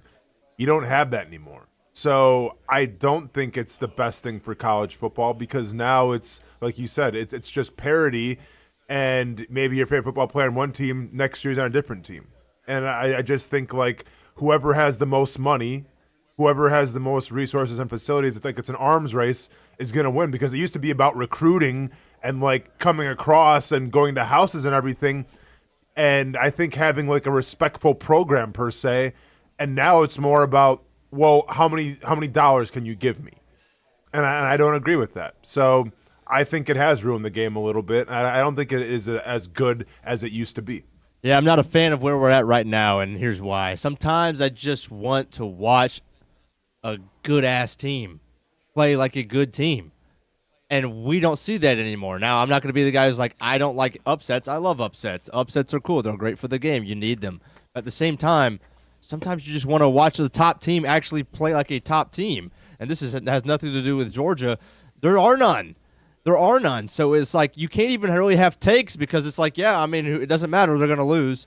And sometimes you just want a top team to play like a top team. I think it's a lot of upsets are good, but too many are annoying to me.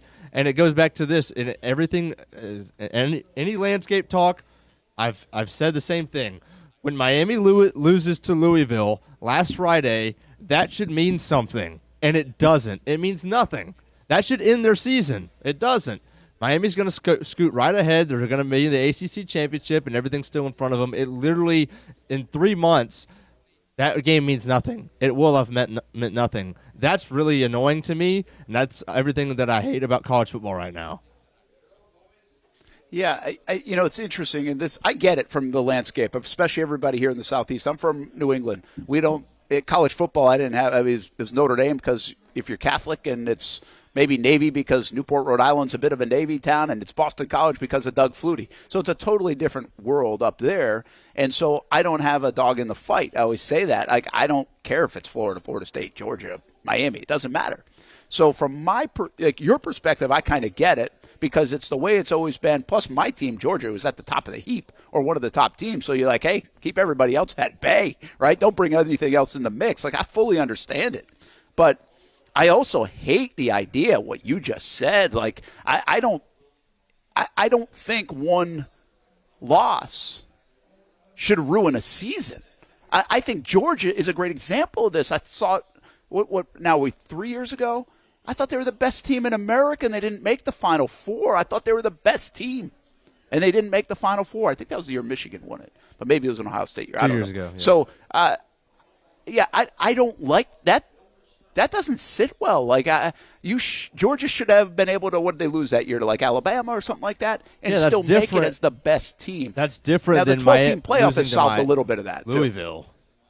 At home as a 2-4 favorite. It maybe is, but Miami's built a nice resume, and if they continue to do well, to have one loss, I don't think it should eliminate them, especially in this climate where you don't know who's the best team. Like, they could easily be the best team. And, again, this is an outside observer, not somebody who's, tied into Georgia, Florida, Florida State, the old way of doing it. I get the traditions. I respect everybody's opinion on it. But I'm looking at a top 25 now that has the typical Ohio State, but also has Indiana in it. Texas A&M, I know they're a big school, but they really haven't been top 3, top 5, right? But you still got Alabama and Georgia. You got Oregon, who's always in the mix. Now you have Georgia Tech at the party. Ole Miss, Miami, hey, welcome back. Vanderbilt is top 10 in the country, folks. BYU. And Texas Tech, we know what they're doing. We also say, I would say this to Austin about the money. Yeah, money's going to probably win the day. Look at what Texas Tech is doing.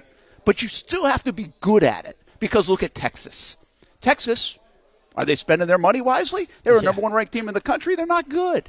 At Texas Tech, look what they've done. Like, they're now welcomed into the dance. I like the new blood because you have this mix right now. Like, I love this. I absolutely love this as a sports fan, because I think it becomes more what we're used to in sports, where it's not one game that sets a season. It's more like you get 1 week at a time that can change the direction and narrative of many seasons. I think we like that in sports. That's why we like the NFL. See, and once again, we'll see how the season shakes out. But for instance, say Ohio State wins again and they just run the table, then I'll sit there and say, well, what was it all for? Because we had fun talking about teams that weren't in the preseason polls and everything, and teams that were supposed to be good in the preseason polls aren't there anymore. And then we can talk about, okay, wow, we let Texas Tech do their thing a little bit. Okay, what happens if Ohio State wins again? Cool. More of the same, right? So I would much rather have it be more of the same, the way I was accustomed to it being the same, of, you know, having your high-powered teams, your Alabamas, your Georgias, or like your Ohio States and everything, and like that's what we're accustomed to. I would much rather have that than a bunch of new blood where, you know, they probably get bounced out in the first, second round. Now, you hope with parity and everything that's not going to be the case. That's what we saw last year, and I don't really want to have a repeat of what we saw last year in the tournament or the playoff. I think I get your point there. I think we also need to, and again, I'm not. I don't like the traditional schools all the time. I'd rather have the new blood. I like different champs, and but I think we also have to tip our cap to the Georgias, the Alabamas, and right now the Ohio States. These are three teams that are dominant across the last decade, 15, 20 years, whatever it is. And even in this climate, with everything changing, they've figured out a way to maintain their dominance. Hat tip to them. Like, they've been able to do it, because we see in other schools fall off the map a little bit, not be able to handle it as well, not be able to do it as well. And to Alabama's credit, they've done it in a coaching change as well. So, and Ohio State's doing it with like a new quarterback, and I guess Georgia is too to some degree. So, I give them credit for that. I think that I don't think I'm hating this whole climate if Ohio State wins. I don't want Ohio State to win because I'm tired of Ohio State winning. I would much rather see Miami, a Vanderbilt, a Texas Tech, or somebody else, because I'm celebrating the new blood and it's open to anybody. But I don't know, man. I feel like we've gone from an 8-team. In a weird way, it's almost like this old private school, public school argument in high school. It's like the reason why public school people get mad at the private schools or don't like it is because it's the same damn thing every year. You can sign up for it. And it's like different rules. Well, what are the different rules that Alabama, Ohio State, and Georgia are playing under? Well, they got more money than everybody else. Like, Texas Tech now can join the party, but like Vanderbilt ain't spending that on their football program most of the time, or Ole Miss might not be, or South Florida isn't. But for whatever reason, South Florida can right now compete a little bit. I'm not saying they're going to win the national title, but they can compete. I feel like we should embrace that. I mean, I like newcomers and I like new bloods, but that doesn't mean that I want the top, like, to never be able to freaking predict a game. But I mean, just like, it's ridiculous. Just like, there's no, because what it's done is you like watching really good teams. And again, I like upsets just like everybody else. But when there's so many upsets that feels like there's no good teams, and that everybody's just kind of always on upset watch and upset alert. It's like, well, is there any excellence? Is there any excellence left in college football? Is there any, there's no tradition. See, I call it tradition because it's like, yeah, we're consistently winning. Like, we're a traditional football program, right? We're putting up wins after wins. Like, I feel like those days are gone now. Like, it's just, yeah, flip a coin to see who wins and go on to the next one. Like, that feels like the NFL. You're going to have your powerhouses. Like, you're going to have like your top echelon, and maybe some of that is, like, let's be honest. I think the Big Ten has it a little easier, and this is, I don't like giving the SEC a lot of credit sometimes, but like the top end of the Big Ten is a little easier than, like the whole SEC in general. Like, I know Ohio State's going to crush Purdue. I know Ohio State is going to beat Rutgers, right? Like, I think with the SEC, you can make a little bit of an argument where even some of the bottom teams might be a little more competitive. So, like, yeah, Ohio State, Indiana, Oregon, they have the advantage there. But, like, at the end of the day, Brent, I prefer tradition and knowing, like, who the top teams are as opposed to just saying, okay, we'll flip a coin and we'll see this week. Hey, guys, here's the thing, though, all right? I hear what you're saying. I respect what you're saying. But you guys both want the Dodgers to lose. You hate the Dodgers for what they stand for. I hate the Dodgers because they spent the most Ohio money. State, Alabama, and Georgia. Well, so does Alabama, Georgia, and Ohio State. Because in the past, it wasn't about just money and transfer portals. In the past, it was about tradition and, like, okay, we can – building a program. They weren't paying players underneath the table, I don't think. Maybe they were, but, like, people went to Alabama before because, hey, I have a chance to go to the NFL. They have a great program. I can win a national championship. Like, people in Wisconsin went to Wisconsin because, like, the brand meant something back then. Whereas, like, we get to play at Camp Randall. We get to play for Bucky and all this stuff. Like, that doesn't matter anymore because now it's about where can I get the most money? Like, forget staying faithful to your home state. Forget staying faithful to programs and traditions. Where can I make the most money because I'm a businessman now? Like, that's my issue with it. Yeah. Yeah, I think there's some sense to that. But, guys, I don't think this is NIL. If you follow me a little bit, the Dodgers are not different than Alabama, Ohio State, and Georgia, at least, or Texas, whatever. You can throw other people in there.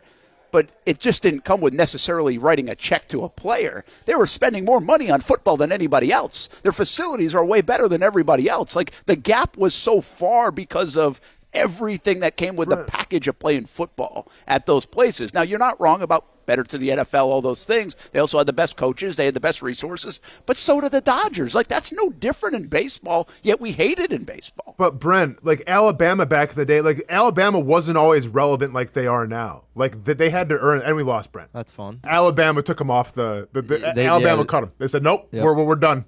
This is going too deep.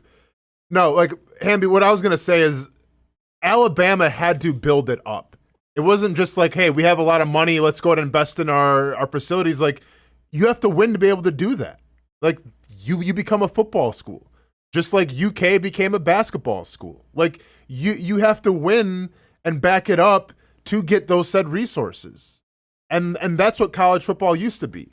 Now it's not about winning to get the resources. It's about, well, how much money can we get from boosters and everything?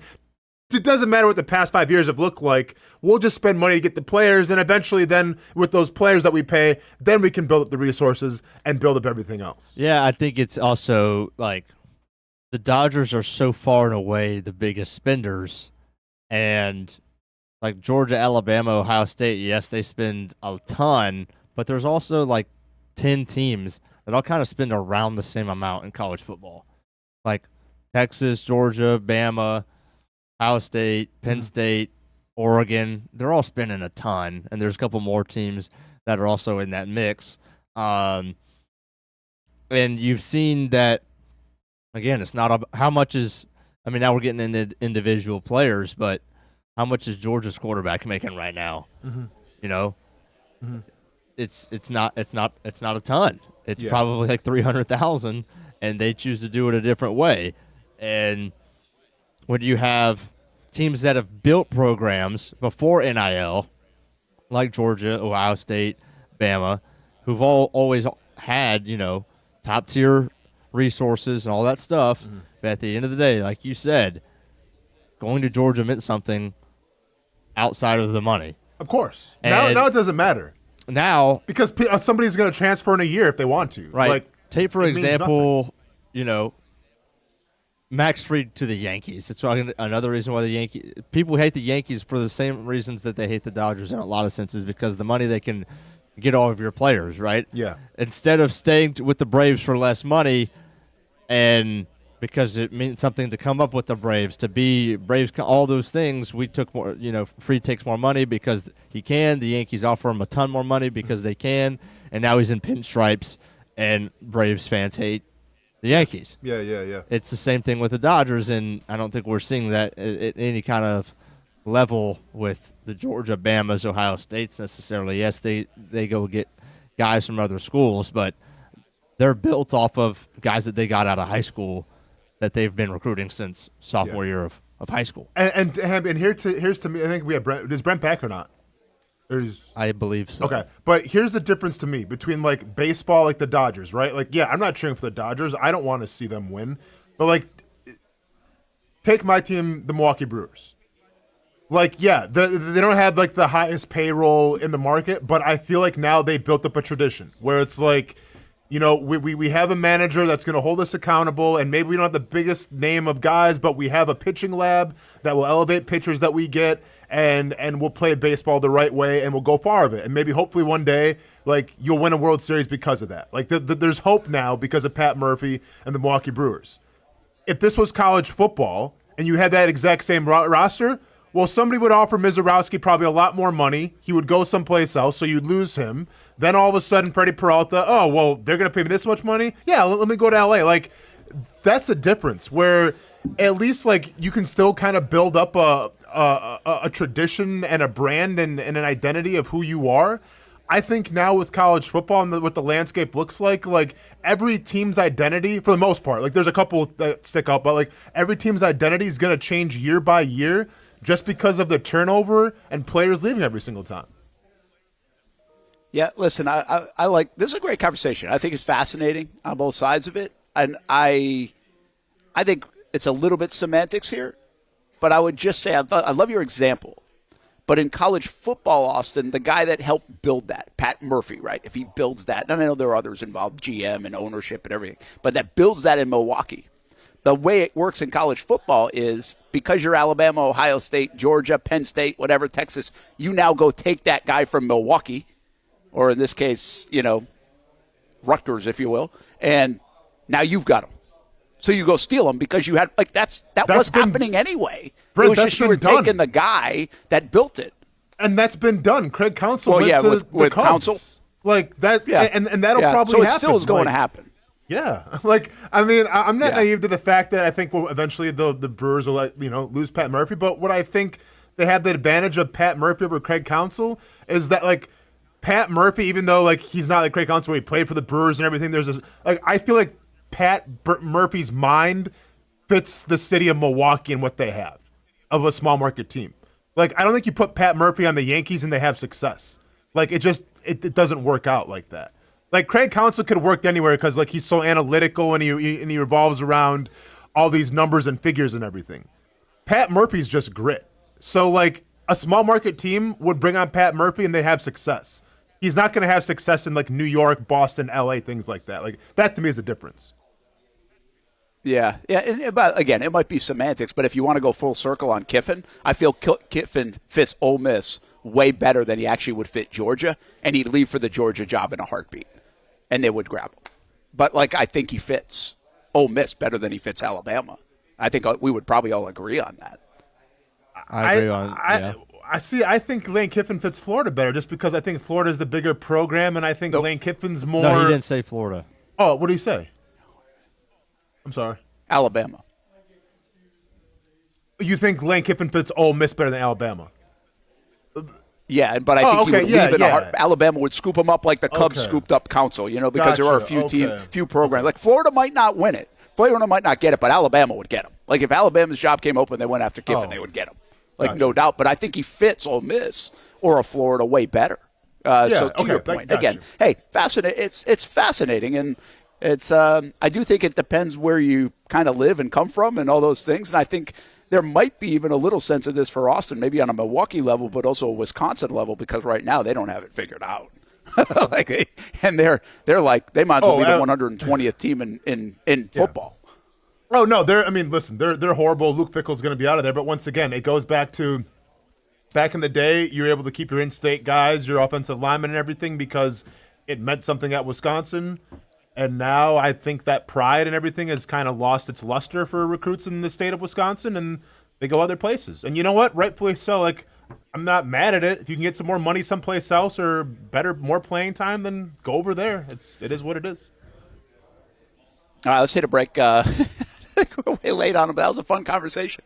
Stadium Pulse, by the way, tomorrow with more college football talk at 9 a.m. on the Action Sports Jacks 24/7 network. We're hanging out here at Amici's Restaurant down here in St. Augustine. Before you get out to Anastasia Island, A1A, check it out. I think this was the first place I ever ate at down here when my dad and I came down back in 2008.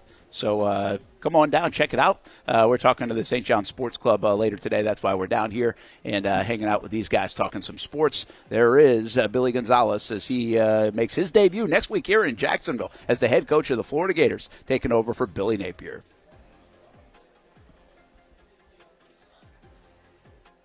Hi, I'm Greg Mackey from Cycles of Jacksonville. Whether you're looking for a side-by-side, ATV, motorcycle, or scooter, we have what you need.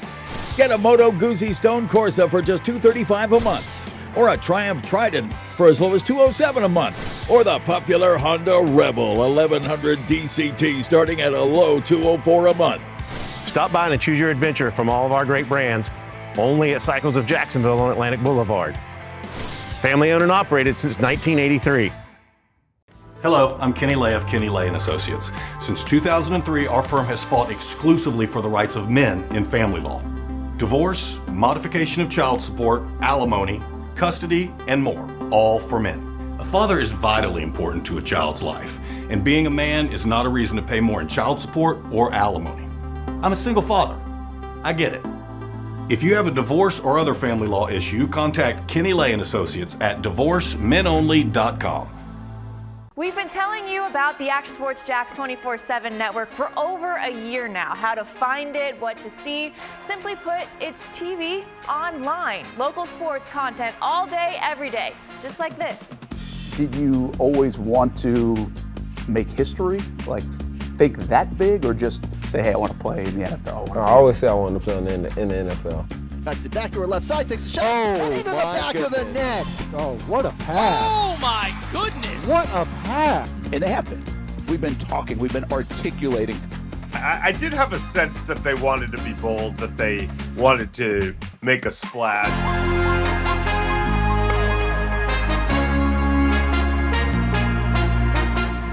Content you won't find on TV. Find it on actionsportsjax.com and just sit back and watch local sports all day on the Action Sports Jax 24/7 network. How do we make Mason's famous lobster rolls? It's simple. We get up before dawn, head into the open waters of Maine, haul in our traps by hand, and send only the best straight to our restaurants, where we add warm butter or chilled mayo with a squeeze of lemon and pile it on a toasted split-top roll, just like it's been done for nearly a century. That's the recipe for Mason's famous lobster rolls. What's been going on? We're both dealing with a lot of guilt right now. Can't sleep, can't eat. Eating. See that brand new Hyundai Santa Fe? We only paid $4 for it. Looks like we're out of time. Breathing exercises. Inhale, exhale. Enjoy the new car. Okay, thanks. Deal so right, it almost feels wrong. The Hyundai Getaway Sales Event. Get a Hyundai Santa Fe with 0% APR for 60 months, plus 0 payments for 90 days, or get $3,500 bonus cash. Hurry in. What a throw!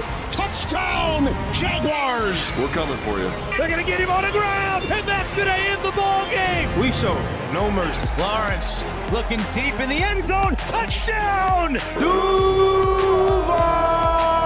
ETN is going to take it all the way. Right here on CBS 47. CBS 47. Right here. Your official station of the Jacksonville Jaguars. And the Jaguars strike first. Go Jags.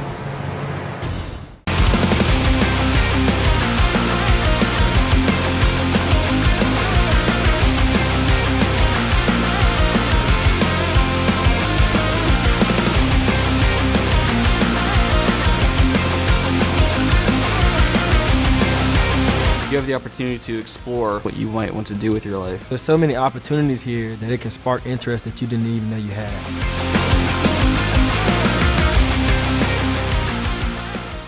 Baker's Sports. It's a hometown business filled with hometown people trying to make you feel right at home. Chris Conley, Jacksonville University. Walker Wright, class of 2018, West Nassau High School. Michael Young, Fletcher High School. Baker's Sports started in a grassroots way and now outfits much of the Southeast. Samuel Coffrin, Paxton School for Advanced Studies. High school sports, travel sports, youth sports of all kinds. They are a one-stop shop carrying Nike, Adidas, Under Armour brands, and more. Vincent Caldes, Oakleaf High School. Tony Mazzio, Stanwood High School, class of 2002. Whether it's sports teams on the field or it's your team in the workplace, like our Action Sports Jax team, and community events like the Dream 18 Golf Tournament, and many others. Colt Tilly, Hilliard High School. Reagan Webb, Eagles View Academy. Look good, feel good, play good with Baker Sports. Custom sports apparel since 1997. Shop with the hometown team at bakersport.com. Welcome back to the Brent and Austen Show, streaming on the Action Sports Jax 24/7 network. Hi, how about Tony Vitello? We're talking some baseball here with the World Series. Starts tomorrow night on Fox 30. Tony Vitello from Tennessee headed to San Francisco, a very unique move. It'll be interesting to see if it's going to work. Want to get Hamby's take and Austin's take on that in just a moment. Back here at Amici's Restaurant down in St. Augustine. Got a speaking engagement down here with the St. John Sports Club, so look forward to talking with these folks about some sports, and that will certainly be the case with the Jags on a bye week. from a cave, Gary. And just kind of in the corner. I probably could have lit this a little bit better, but it does seem to be getting darker and darker, Hamby. It is pretty dark in the background. It's not as dark here. Just want to make sure everybody knows it's not just grass go. behind him. That's, I guess, turf decor? Turf decor, I guess. I'm like in between the hedges, kind of. There we go. Baby. Is where I'm at. That's the spirit. Here you go. So, hey, one other note, too. Let's Go Fishing, presented by Nimnick Buick GMC and Armor Guard Exteriors. Got our helmet on NorthFlorida.com. Paul Dozier, he is on the road today. And next week, probably call in about Florida, Georgia. So we'll get back to Let's Go Fishing, presented by Nimnick Buick GMC. You can go visit them at NimnickBuickGMC.com and right off Phillips Highway.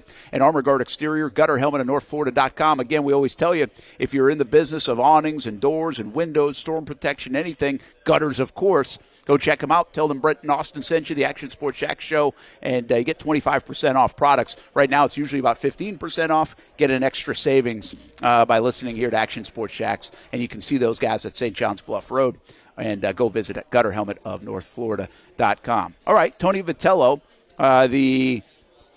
probably, I would say, from the outside looking in, disliked coach of the Tennessee Volunteers, and that like swagger and arrogance that comes with their baseball program. Onto the San Francisco Giants, Buster Posey making some moves there earlier this year for Rafael Devers, and now this big move. So 2 huge moves in the Buster Posey era.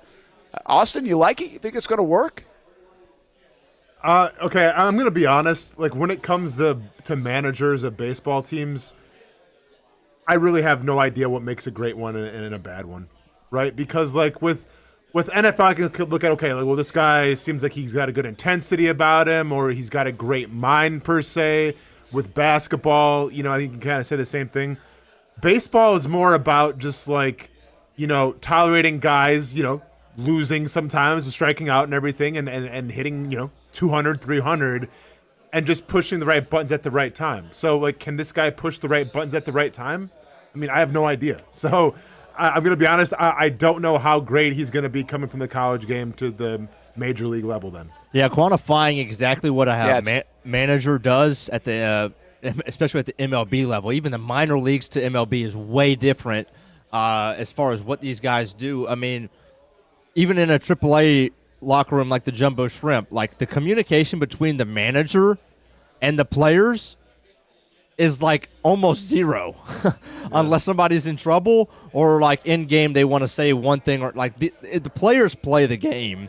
And now the hitting coach does a lot, the pitching coach does a lot, the manager can choose to do a lot, but I think at most times at this level they're really not, especially at the MLB level. I just think the biggest thing that these guys are in command of is the energy in their clubhouse, and the biggest thing with that is, do they have the respect of their players? Like, are their players going to go fight for them?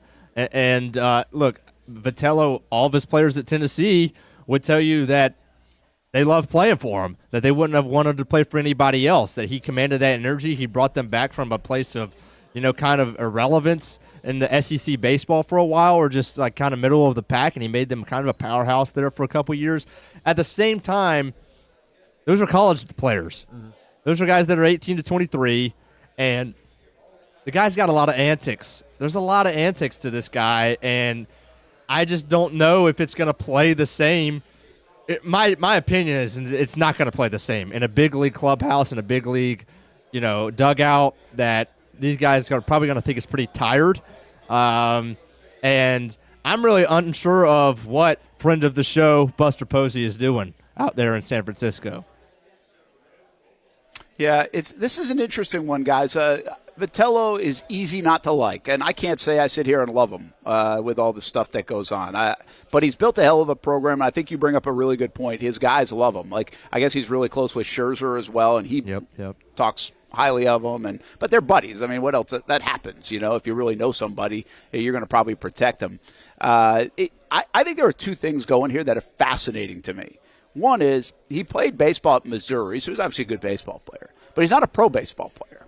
And his coaching career is Missouri assistant, TCU, Arkansas. He coached some pro ball actually like back in 2002 and as associate head coach before all the college stuff. And he's been at Tennessee now for 7 years and has had a hell of a run at Tennessee. And they should be good if I coach them, quite frankly, at Tennessee. So, but he's built them into a national championship program and one of the top programs.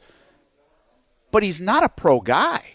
Like he's not. So I can't imagine this is viewed fondly in the business behind closed doors.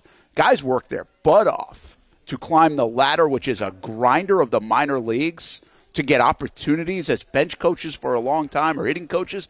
This has got to ruffle some feathers now, I would think, in the coaching fraternity in baseball. That's not to say it's wrong, but maybe good on, Posey for saying, hey, this can work, and I'm going to ruffle the feathers. We'll see. But it can't sit well with the coaching fraternity. The other thing, I believe this is all or nothing. I think this has disaster written all over it. That's my first reaction. But I also I don't know. Maybe he's just really good and there's something to him that we don't know. And that's the last thing for me, guys.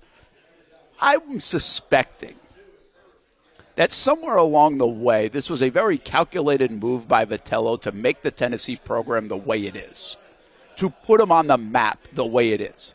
Do you think Lane Kiffin's always like the way he is, or do you think a lot of this is calculated where he knows the buzz, the hype, the look at us, the brand, all that is going to surface from even some of the goofy stuff that he does with a shirt off with yoga instructors, right? Probably some of it's him, but I don't think all of it's him. I think he's pretty smart and calculated, and I think Vitello probably was a similar deal to make him kind of enemy number one in college baseball. But he built a brand there and people wanted to either be a part of it or hate it. And there's something to be said for that. And so I think if you were a part of it, if you know, but I bet he's a better dude than people on the outside want to give him credit for. And I think that will probably serve him well in a clubhouse. So those are my thoughts on it. It's fascinating to see. And now see what Tennessee can do to go get somebody else because he leaves a pretty big void. He's one of the best in he's getting $3 million, by the way, a year at Tennessee in college baseball, Austin. Yeah, it's crazy. Do you think that baseball is the hardest sport to coach coming from college to the pros? Well, we're about to find out. This is new. This is. There's not precedent for this, I don't believe. Sure. Now, again, no. Murphy came. Murphy came, but he wasn't like a direct. Yeah. Right. I mean, he was in the Milwaukee system for a while. Correct. So, I don't know. We witnessed Urban Meyer doing it up close and personal, and it wasn't very good. Was that Urban wasn't very good anymore, or was that hard from college to NFL? It's been a hard jump from college to the NFL there. We've seen it in basketball. It's a hard jump. Yeah, that's a good question. I can't say baseball because I don't have enough evidence. Okay. I would think I was naive to believe that the football jump was easier than people thought it was. I thought that was just a thing people said, and that was very territorial, that it's either a college guy or an NFL guy. But I think there's some reality to it. I'm surprised we haven't had more success in college basketball coaching to the NBA. Mm-hmm. From Calipari to Patino. Now, we did see it with Brad Stevens, Austin, so maybe there's some semblance of it. And Donovan as well has done a pretty good job. But he didn't get off to a hot start. Yeah. So I'm going to probably say NFL for this, but I think the NBA is right there because the NBA might not be more difference than the NBA in college than like any other sport. Because you don't even really run your team in the NBA as a head coach. The star player does. And that's not Trevor Lawrence still didn't run the football team under Urban Meyer. Urban Meyer ran the football team. Mm-hmm. That's fair. Yeah, so NFL, yeah, I would. What do you think? I would lean towards NFL as well. Yeah, just because it's you're going from essentially, I don't say you're a babysitter, but I mean you hope that you're keeping up on your players, classroom attendance and off-season conditioning and all this stuff, right? You have to be very hands-on to make sure your program's where it has to be.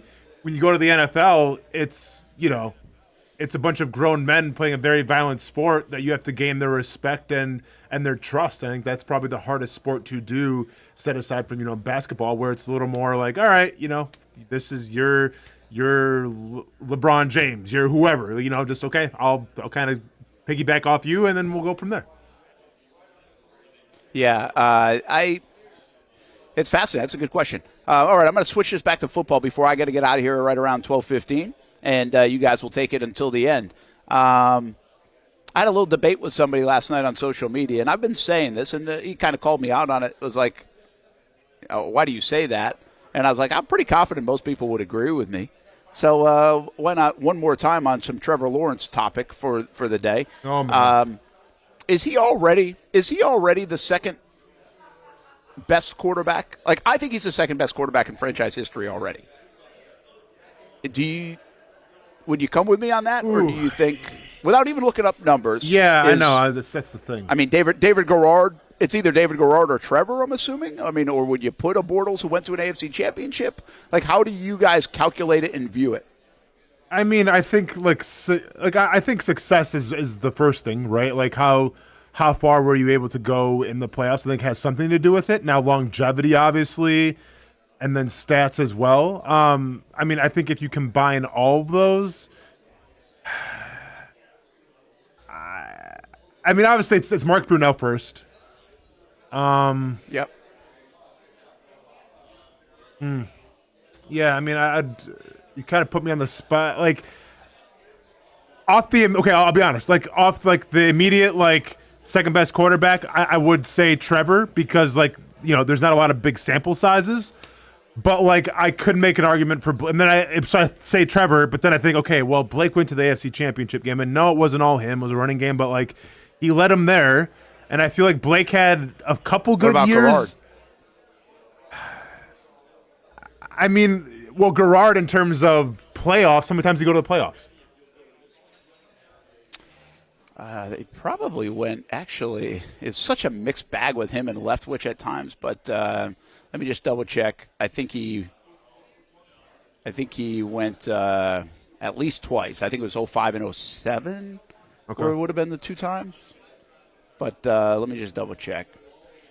I'll get back to that. Well, 05, I got it. 05, he only started 5 games. And then in 07, he started 12. He went 9-3. So he went twice? Yeah, 07 was their big year. He got paid coming off 07. Like, that's where he got the contract, is coming off that 07 season. Had the big run against the Steelers, and that was a nice run for those guys, obviously, into the divisional round. They lost to the New England Patriots. And then I think, 05. So it would have been 2 runs to the playoffs. And, Trevor's got 1. Mm-hmm. By the way, 2 runs to the playoffs. Garrard's record, if he was quarterback in all those games, which I think he was, 1-2. So he's got the same amount of wins. Blake has 1 season where he got the wins, right? He got the 2 wins in the postseason. So he has actually more than any other quarterback outside of Mark Brunell. Yeah. But I just don't think – like, I don't think Blake is – I think it's either Garrard or Trevor, in my opinion. The longevity, like you mentioned, it's 86 games played. Now, if I throw you some numbers here, it's 86 games played. He had, like, 54 interceptions, and Garrard had that one year. It was, like, 28 touchdowns, 3 picks or something. Yeah. And he had, I think, 86 touchdown passes. Garrard did. I looked up these numbers last night, so I'm going off my top of my head. But, Trevor's about to pass all those numbers. And Garrard played 9 years, and Trevor's going in. He's still in year 5. He's on the verge of passing, like, all the numbers, even rushing, which is surprising to me. They both have rushed for the same amount of yards right now in their career. And David played 86 games, and Trevor 67. And I know the game's changed, by the way. There's a lot more passing to it. Yeah, so. I mean, you definitely have to – I mean, that has to come into consideration, right? Because it'd be like, Montana or Rodgers. It's like, well, it's 2 completely different games now, right? But I think, like, it depends, like, and if you're talking about, like, the most skilled quarterbacks, well, then, yeah, like, I think Trevor is on that list, like, and he's, very, like, probably 2 right now just because he might of, be like, number 1 in that category. In terms of, but that comes into the consideration, though, right? Like, if you're talking about resume, if you're talking about wins, like, so much can go into that. But if you're telling me right now, like, who the Jaguars' top quarterbacks of all time are, yes, I'm going Brunell, And then I would probably make an argument for DG. Once again, I don't have the numbers in front of me, but I feel like just in terms of going to the playoffs and everything and the stats that back it up, you could make an argument and say DG's ahead of Trevor, but it's comparable. Yeah. Yeah.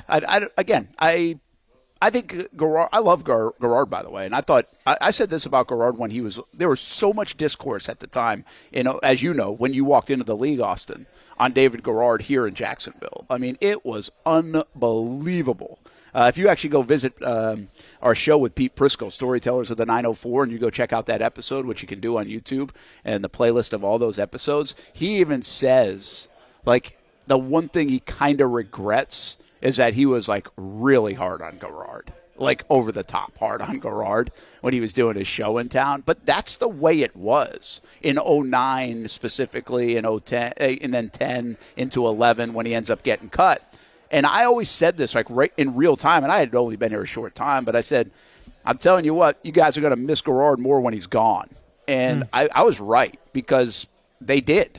I mean, quite frankly, it took until Trevor probably to get the kind of consistency in play and be in the mix year after year like Garrard had done so at least a few times in his career. But even Garrard was limited at times. There was a time, I think, when you were playing, Austin, where Jack Del Rio basically took his options at the line of scrimmage away. At least that was the story, where it was like, no, you just got to run this play.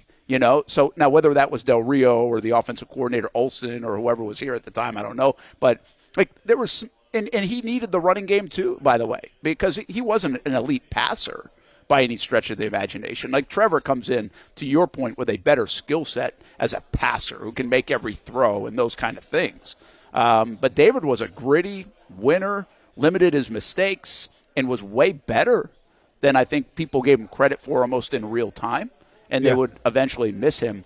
But I still think, that being said, all those compliments I just gave about DG, I just think Trevor's already there. I think he's already statistically almost in less games, and put him in position now for probably a third time in 4 years to make a postseason.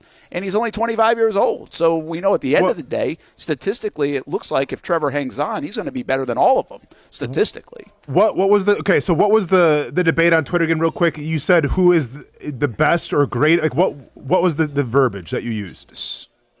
I just said, I've said multiple times this week in my defense of Trevor that I think he's already the second best quarterback in franchise history. Okay, I got you. Brunell Second is number best. one and second best. And once again, that's it. Stats-wise, what it looks like, you may be right.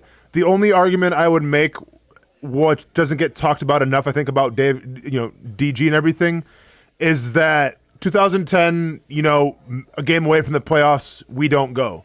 2011, then, he gets released, and we know the story. Team luncheon, they announce him as the starting quarterback. They pull the rug from the entire team, and all of a sudden, David Garrard's not on the team bus back, and he's been let go. Nobody saw that coming.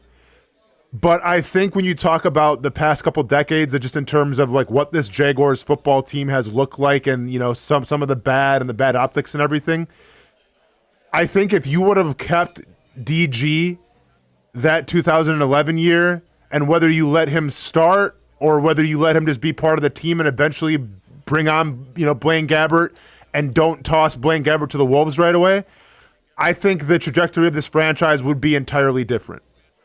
So in terms of importance to a team, and I get Trevor Lawrence is extremely important and everything, but I think when you talk about the bad years of Jacksonville, I think a lot of those were coupled with the way that DG was released and how that all shook out.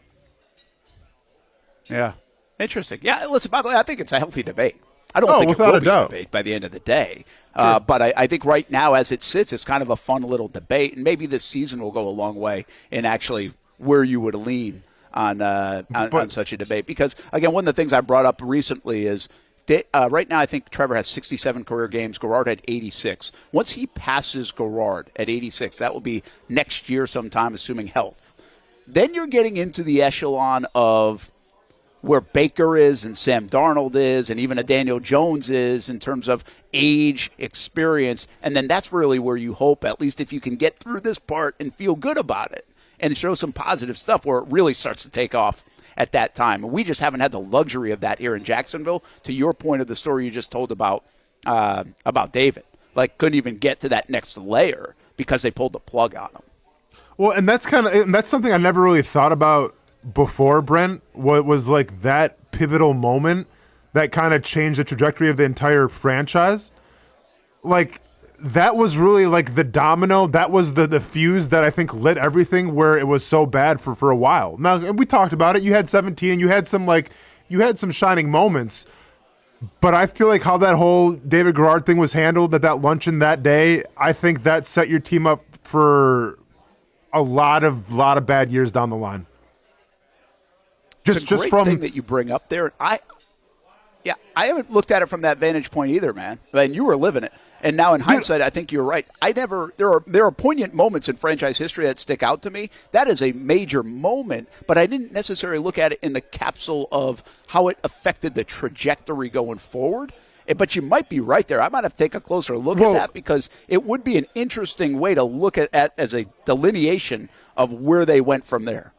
Yeah, man, just because, like, I remember 2010, right on the doorstep of going to the playoffs. And then 2011, like, granted, they draft Blaine Gabbert, which some people were confused by, right? Because I think that was the J.J. Watt year, and, like, everyone thought it was going to be J.J. Watt going to Jacksonville. So, like, we were still a little confused of, okay, you got Blaine Gabbert, that's fine. Like, DG's still going to lead us. And then, the story as it goes, like, the team luncheon, DG's our quarterback and everything. And we knew, like, he had some, like, back stuff, but, like, that was our starting quarterback, right? So then we get on the bus, and then we come back, and we find out his locker was cleaned out. And, like, I remember, like, from the defensive perspective of like, how in shock we were, like, what is happening? Because, like, nobody saw that coming. Nobody.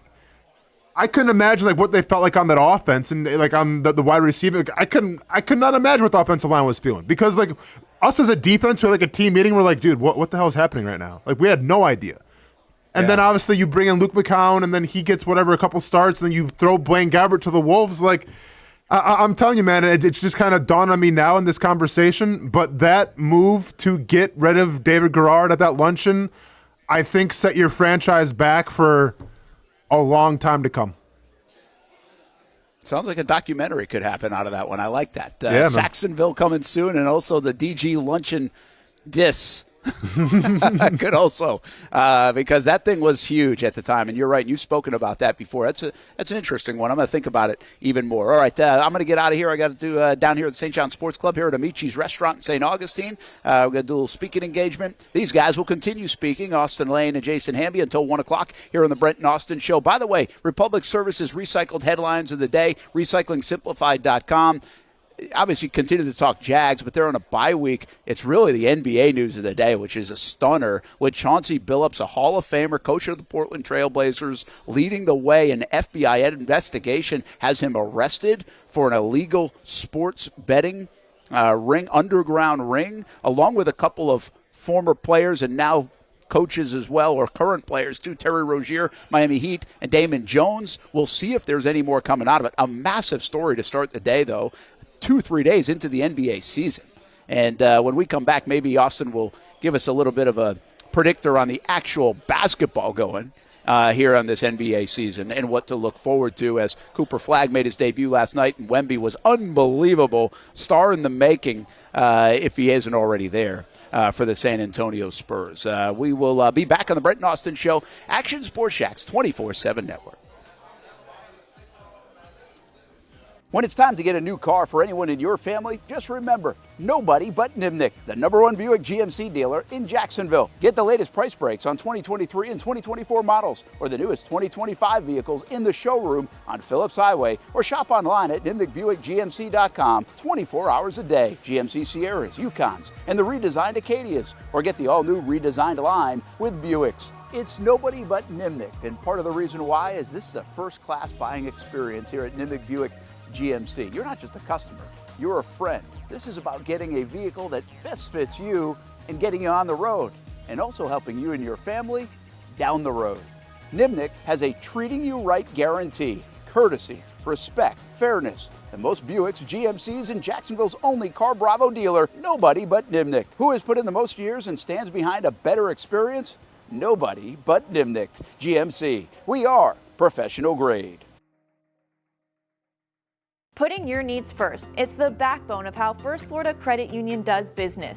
In all honesty, you might as well be speaking another language when it comes to finances. Sure, I'm good with my money, but what am I missing in the fine print? That's what led me to First Florida Credit Union. They're the perfect choice for anyone starting their financial journey because they keep finances easy. Plus, they offer financial education and resources I can trust. So I'm always growing more confident. And as a young adult, I am constantly adding more responsibilities to my plate. From a car payment to a mortgage, it all adds up. Luckily, First Florida Credit Union makes sure it adds up in all the right places and not the wrong ones by offering better rates and lower fees than traditional banks, even if you're still trying to grow your credit. Because as a member-owned institution, First Florida genuinely puts people's needs first rather than focusing on profit. So I know as my needs change, they'll be right there to help me reach my goals. Check out firstflorida.org to learn how you can benefit too. It's one of the hot spots in the area. Welcome you to String Sports Brewery out at the beach. Big crowd on hand tonight. The fans are here. And now the newest hot spot at the beach is open. String Sports Brewery in Jax Beach has opened its doors with rave reviews. We're going to be fans forever. Cozy up to the bar. Grab a seat in the sports-themed restaurant, or grab a seat outside and feel that breeze coming off the beach as the weather warms. Just like the original location in Springfield, try the popular beer menu and come for lunch or dinner too, because the food is fantastic. We got a special guest in the house. He's happy. He's feeling good. He's Trayvon Walker. It's where we hosted Jags Report Live in the football season, and the String Sports Brewery staff can't wait to host you. Hey, welcome back here to String Sports Brewery. And if you haven't checked out the new location in Jax Beach, you got to do it. String Sports Brewery, now with 2 locations in Springfield and now open in Jax Beach on Penman Road.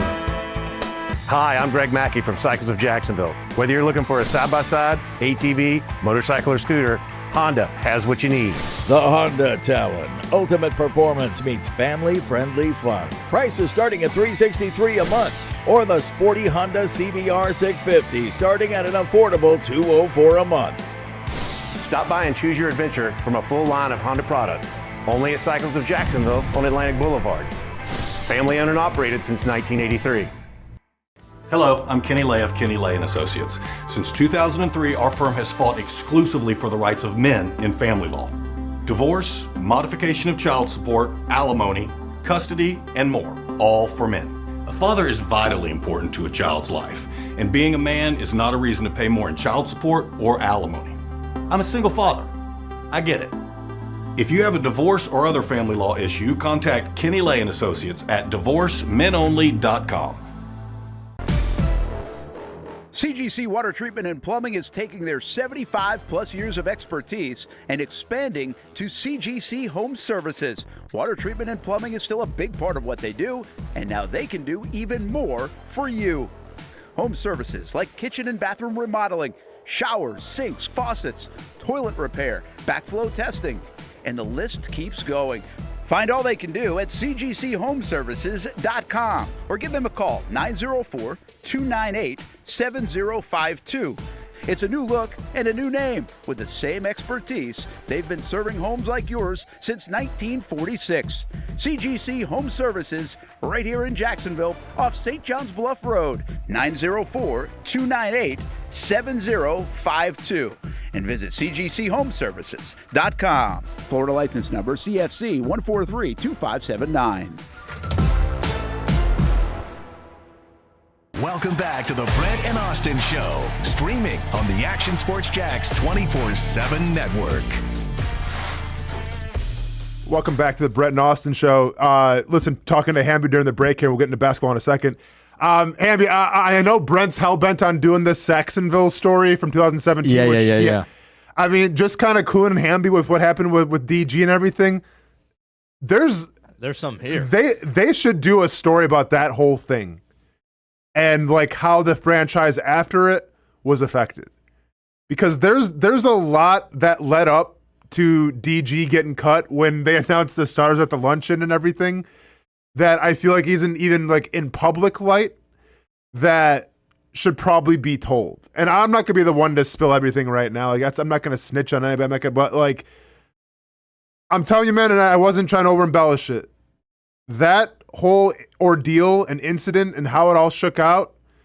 And I get like DG, you know, like he maybe not been like the biggest household name on a national level, but that decision on that day at that luncheon, I think was the key cog that set the franchise back how many years? Yeah. And we'll go from there. But hopefully Brett one day can do this story because it's definitely a forgotten story in the grand scheme of things. And it's kind of one that went under the rug a little bit because people just remember like, you know, Blaine Gabbert and okay, you want to call him a bust and everything. But like how you got to that point, man, was the real like draw and the real issue. But well, that's a story for another day, Hamby. But yeah, let's get back to what you posted to start the break off with here. This is a crazy story in itself. This feels like an Amazon Prime series show or something like that. Dude, this is insane. Yeah. So I just don't get how. Well, I get how we got here. I don't understand how. I mean, okay, so basically, there's this guy, London Johnson. Mm-hmm. He's been in the G League. Yeah. So for the record, went out of high school. Goes to the G League. Skips college. Goes to the G League. Has played there for 2 years. Yes. And just announced that he is committing to Louisville. Yeah. What in the world are we doing? So now Tom Izzo. Tom Izzo. Guys are slamming it because what in the world? I mean, we get it. These guys are not amateurs anymore, but we thought we still had a shred of it left. Now we definitely know if a guy can go play semi-professional basketball, then college is pretty much treated like another level. Yeah. How is that fair? So now, okay, let me get this because I want to make sure I understand this because I didn't get this part of it. With Johnson going from the G League to college. Spent 3 years in the G League. Could he go to the pros then? Yes. He could, right? Yeah, that's the rule. Okay. So he'll have 2 years of eligibility at Louisville. Yeah. Listen, like, I understand how this looks on paper, and it doesn't look good. This is the NHL. This is the college hockey format. Like, this is taking advantage of a rule, in my opinion. Because if you look at like how college hockey players get their scholarships and everything, a very small percentage come out of high school and go directly to college to play hockey. Mm-hmm. A very small percentage. This is like the elite of the elite. I don't have the numbers in front of me, and it's college hockey, so like, you know, I don't, you know, but I feel like it's probably like 75 to maybe 70% because my friend did this. They go play either in like Alaska, they go play overseas, they play juniors, and then eventually they increase their skill set, and then they go play college hockey. And then they get drafted, and they probably go play some more juniors. Like, it's just, granted, it's super different and everything, but that's what this reminds me of with Johnson here. Like, he's essentially saying, well, I didn't play any college. Right.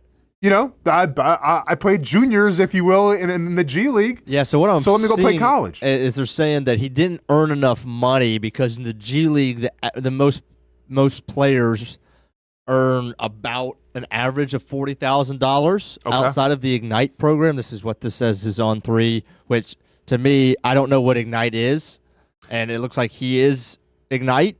So, Hamby, basically what that is, so there used to be like, you know, it's basically like the minor leagues, right? So they started the Ignite League to say, hey, you guys can go to college and not get any, because this is before NIL, obviously. Right. You can go to college and not get any money or anything, get your scholarship, play, I think, 2 years, whatever it is, or 1 year, and then go to the NBA. Or you could come to the Ignite, play for us, we'll pay you, we'll showcase your skills, and then when the draft comes around, you'll have plenty of film against top talent where you'll get drafted from like the G League or like the Ignite. And yeah, I almost wonder if that's happened a bunch in this. Sure, situation. I almost wonder. This is almost a different conversation. If the Ignite program is gonna like be wrapped soon because it's gonna fold. They can't pay guys $1 million, $2 million out of high school. No, right? Once the NIL started, you're making a huge cut. Yeah, once the NIL started, then I think it was the death of like, you know, the G League and the Night, all that stuff. So this is kind of like the last go around of that whole thing. So it's saying the NCAA considers that a $40,000 average. I doesn't say what this guy made, but it considers that low of a salary as covering quote actual and necessary expenses like living costs, travel, housing. So people who are making because he was only making that amount, that he can go back to play college ball. Because they're considering him an amateur. Like, Right. he wasn't a professional. Yeah, and I get, like, Izzo's pissed, and a lot of people are pissed off about it. And Andre Jackson brings up a great point. Like, there's overseas basketball, too, that you can go. You can go play, and then, if you're good enough, they can draft you from the overseas programs. So there's really no difference. It's just the fact of it looks like this guy played in an NBA developmental league, and now he wants to go to college. It's not the best optics.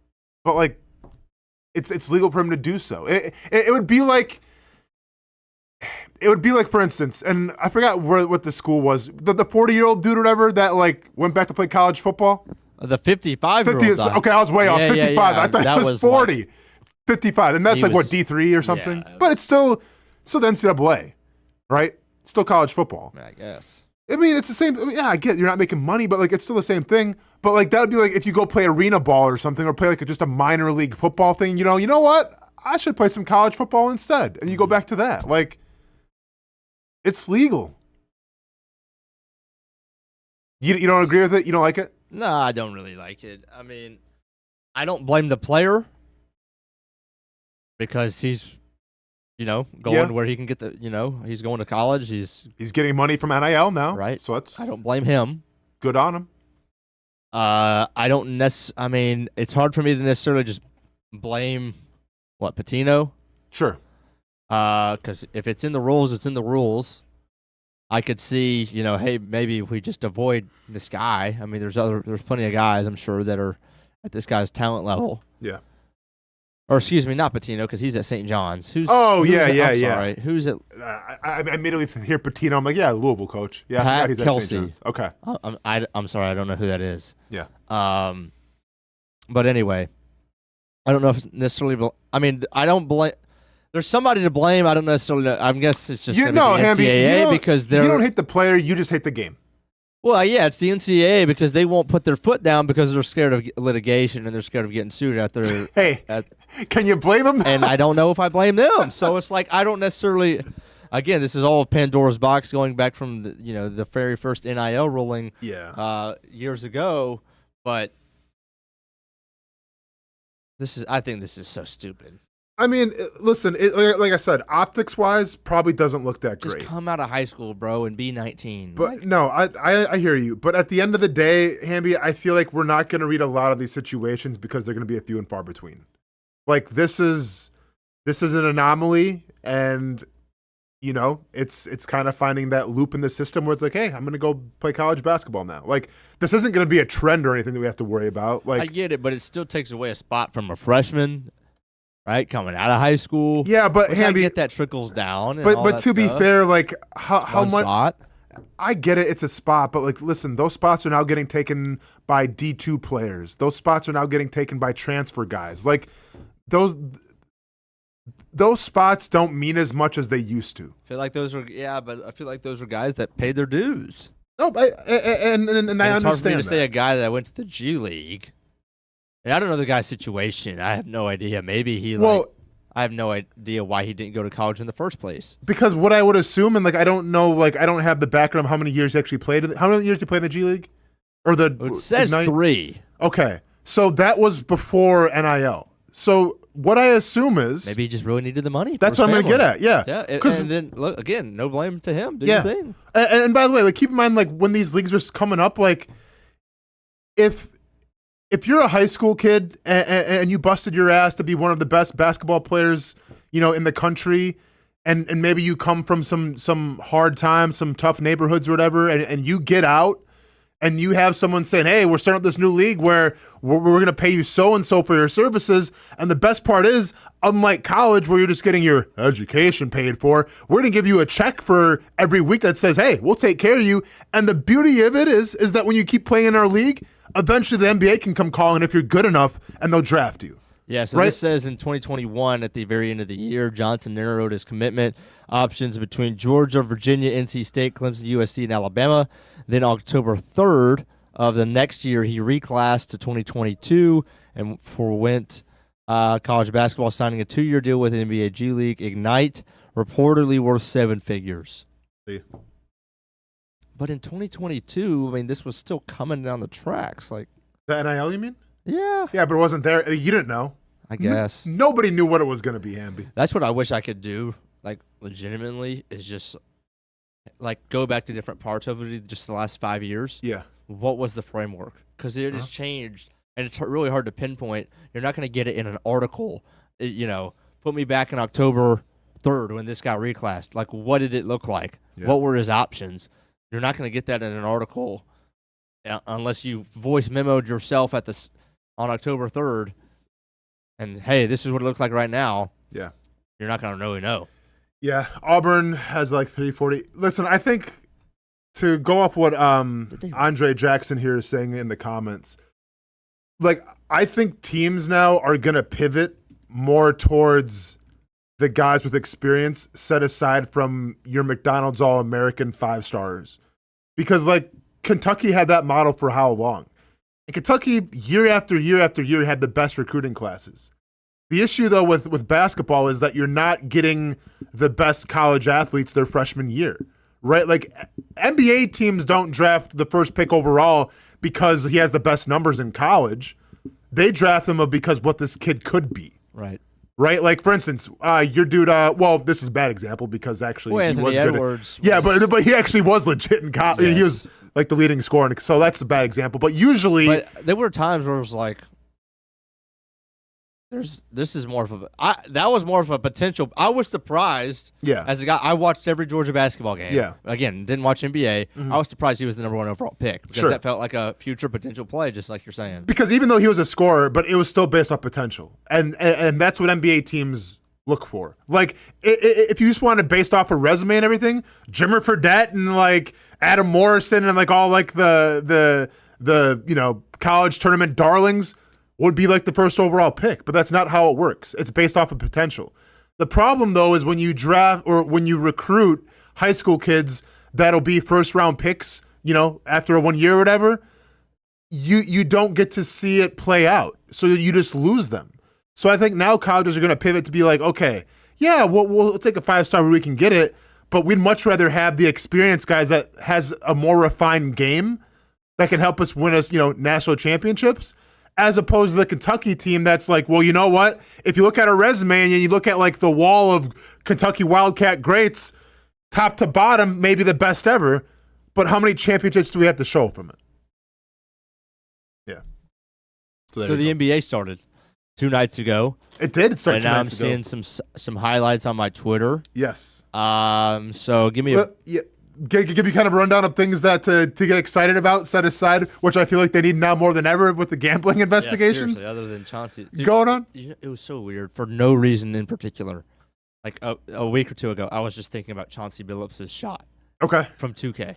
Yeah. Like, dude, it was the most random thing. I was like, dude, I almost like texted my buddy, just like Chauncey Billups, period. I didn't know he was a head coach right now. Sure. I just remembered, well, actually with the Knicks in 2K, he was like one of my favorite players. Yeah, man. Because, he was wet. Dude, anything dude, I threw up there dude had in. the shot. He had the 3-point marker thing. Yeah, yes. he was legit. Dude, I literally... Me and so my roommate, the guy that is obviously never around. Yes, when he was actually home because he's from Detroit, big Pistons fan, and as a kid I was a Pistons fan too. Had the Ben Wallace jersey and the headband and everything. But we talked about Chauncey Billups too, of how he was one of the most underrated players we felt like of all time, just because he got lost on those teams, even though he won a title. But like if you look at his game in terms of offense and defense and scoring, like the guy did it all, right? But like it was a complete team effort when the Pistons won that title that year. Yeah, so getting into things that we can get excited for, maybe to kind of, distract us from the gambling allegations right now and Cash Patel on everyone's timeline. Talk about Chauncey and Scary Terry and everybody. A couple storylines to watch this year for the NBA. Probably the top one, because like this is what it is. And it's what it's always going to be until it's not. Is this Bron's final year? Is this his final year in LA? Like he had the whole commercial gimmick where he had a decision, but that was related to, I think what was it, an alcohol, whatever it was. That was what that was? I don't even. It wasn't about him coming back. It was about something stupid. So it's just an ad campaign. It was an ad campaign. But like the question still remains with LeBron: how many years does he have left? Will this be his final season? Will he announce at the end of this year that he's going to have one more final seat? Like, who knows? And it's funny, man, because LeBron says, like, I don't want to have like Kobe did, where it was kind of like the farewell tour, the victory tour and everything. I feel like LeBron kind of secretly wants that. Right? Like, yeah. I feel like every arena that LeBron plays in when it's kind of towards the end of the season, you're going to want the montages in every single arena and people cheer. Like, I think that's going to be a thing. So I don't expect this to be his last year, but we will see. Because we love drama and we love investigation, and let's get Kash Patel on this one too, because he is the Snoop Dogg now of the political landscape. Kash Patel's everywhere. Tell me he's not. Whether it was Epstein files, boom. Charlie Kirk, we'll see in Valhalla, okay, boom. Whether now it's the NBA investigations, boom. Kash Patel's everywhere. Whether it's a Joe Rogan podcast, he's Snoop Dogg, man. He's the Snoop Dogg of the political landscape. But this kind of got forgotten about a little bit, so let's go ahead and bring it back up. The Kawhi Leonard investigation. Oh, yeah. That's still happening right now. Okay. Is he playing? So everything's like there's no suspension, nothing like that. Okay. But one would think by midway through the year or something, they're gonna have a ruling on the Kawhi Leonard in terms of, when he had his contract with the Clippers, the owner of the Clippers, maybe, what do they call it, like a slush fund or whatever? But they had a fund set aside for more money for Kawhi that wasn't on the books of the NBA team. Yeah. Right? So they almost like manipulated the salary cap and they manipulated Kawhi Leonard's contract. Now, innocent until proven guilty. These are all allegations right now. But keep an eye out for that in terms, because if he's found guilty. Is he still good? Kawhi Leonard, a lot of injuries. A lot of injuries have kind of like put him on the back burner a little bit. That's my favorite player. Kawhi Leonard, yeah, for sure. Yeah. Shout out to New Balance. I don't even know where he was sitting at. He's not like the guy that he was in Toronto, Hamby, where he willed them to win a championship. But if he's healthy. Was that Nick Nurse? Yes, Nick Nurse. Yep. Okay, that was their starting five. Hold on, how about this? Okay. Their starting five. Of the Toronto Raptors? Van Vliet? I think he was a sixth, if I'm not mistaken. Dang it. But I don't quote me on that. I could have swore he came off the bench that year, but I'm not sure. I might be wrong with Fred Van Vliet. Aldridge? Or was he with San Antonio? I think he was still. I don't know. I can only name Kawhi. And like I said, I think Fred became the guy when Kawhi left. But anyways, you keep thinking about it. There. No, Fred was there. But he wasn't the guy. No, because I still think he was on like the rookie contract and everything. All right, anyway. But also, another story, Luka Doncic. By the way, Andre Jackson, Kawhi Leonard. Yeah, man, go and Google it. Some serious allegations right now with Kawhi Leonard in terms of manipulating his contract and getting money off the books into a slush fund. Not a good look for the Clippers. Next, we got Luka Doncic and his whole weight loss thing, right? Like, is that going to make a difference? Can he will the Lakers to a championship? LeBron's going to be out probably until like November-ish or so. Oh, yeah, Kyle Lowry. Lowry was there. Okay. Yep. Big back Kyle Lowry. There we go, Kyle Lowry.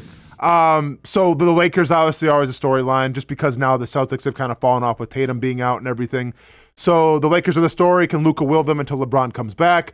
I saw this in the chat. Wemby and the San Antonio Spurs.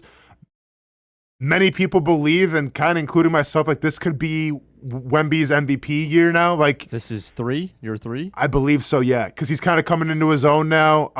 He is a unicorn. He's a Travis Hunter. He is one of one. Like nobody plays like Wemby does.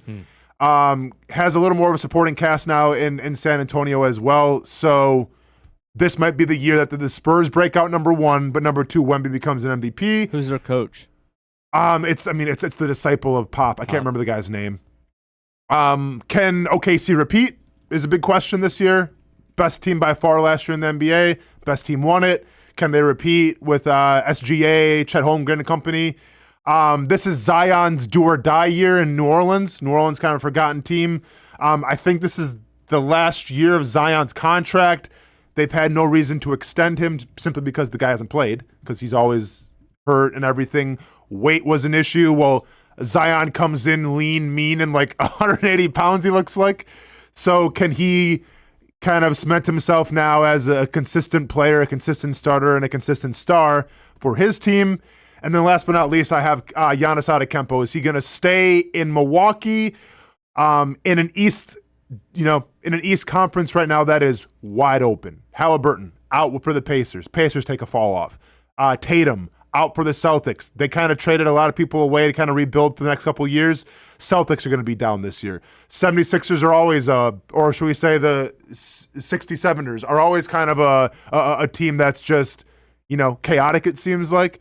So the East is wide open right now. So the question is, can Milwaukee have some sort of success that's going to keep Giannis Antetokounmpo, or does it go bad and he's like, hey, finally get me out of here? I think they'll be all right. They got Miles Turner in now from Indiana, a center to replace Brook Lopez. Giannis, at least for the first game of the season last night against, it's the Wizards, but looks like he's already in MVP type form. So we'll see with the Bucks. But if he gets traded or if he leaves, man, that's going to be a big story for the whole year. And that's kind of like your things to watch in the NBA so far. I think the Magic had a nice win over. Oh yeah, my bad. Yeah, Paolo, man, and company, like Franz. I think this is. I mean, like I said, the East is wide open. Don't be surprised if the Magic are considered one of the best teams in the East. I think they have the capabilities of doing that. Are the Hawks going to be good this year? It's all on Trae Young, right? Who else do they have? They still have Zingas Pingas? I think Zingas. Yeah, I think Zingas is still there. I don't know. I don't follow the Hawks religiously, but I feel like the Hawks will kind of be. Like I said, dude, it's the East. Hamby, and I know you don't watch it religiously, but or at all. Who's the okay? But knowing what you know, and I just told you, Tatum's out, Tyrese Halliburton's out. Who's the best team in the East right now? If you're to guess, the Knicks. Maybe the Knicks could possibly be for sure. Far last year, that's all I know. Yeah, could be the Knicks. I mean, Cavs. Cavs are good? Cavs are always they're supposed to be good. They got Donovan still. They didn't have a great first game, but yeah, the Cavs it's just one game, but the Cavs are supposed to be good. Yeah, sure. Okay. You make an argument. Do the Heat? Can they still make a run with Hero and everybody just re-signed him? Yeah, I mean it's wide open in the East. I think the West is going to be a little more top heavy. I think the West you still have, you're going to have your Thunder. Golden State's kind of getting a little older, but I think you still have them. Obviously Denver as well with Jokic. Right. You're going to be solid. Timberwolves are going to be solid. Memphis could make a run now with Ja coming back for the full season. And the biggest question mark, in my opinion, in the West is going to be obviously the Spurs and San Antonio. Have they found a new thing now with Wemby taking the next step forward? But yeah, I would probably say in the East, give me Cleveland or Milwaukee, honestly. And I'm maybe a little biased, but I think those are the two teams. And Orlando could be a sleeper. Can't wait to watch. Can't wait to wait to talk about it once a week on the show here, on the Brent and Austen Show. That's a stretch. That's what. We'll wait till NFL season's done. Then we'll get an NBA. We'll bring back slam poetry eventually. We'll be right back. We'll have it back. Most of us know how to throw.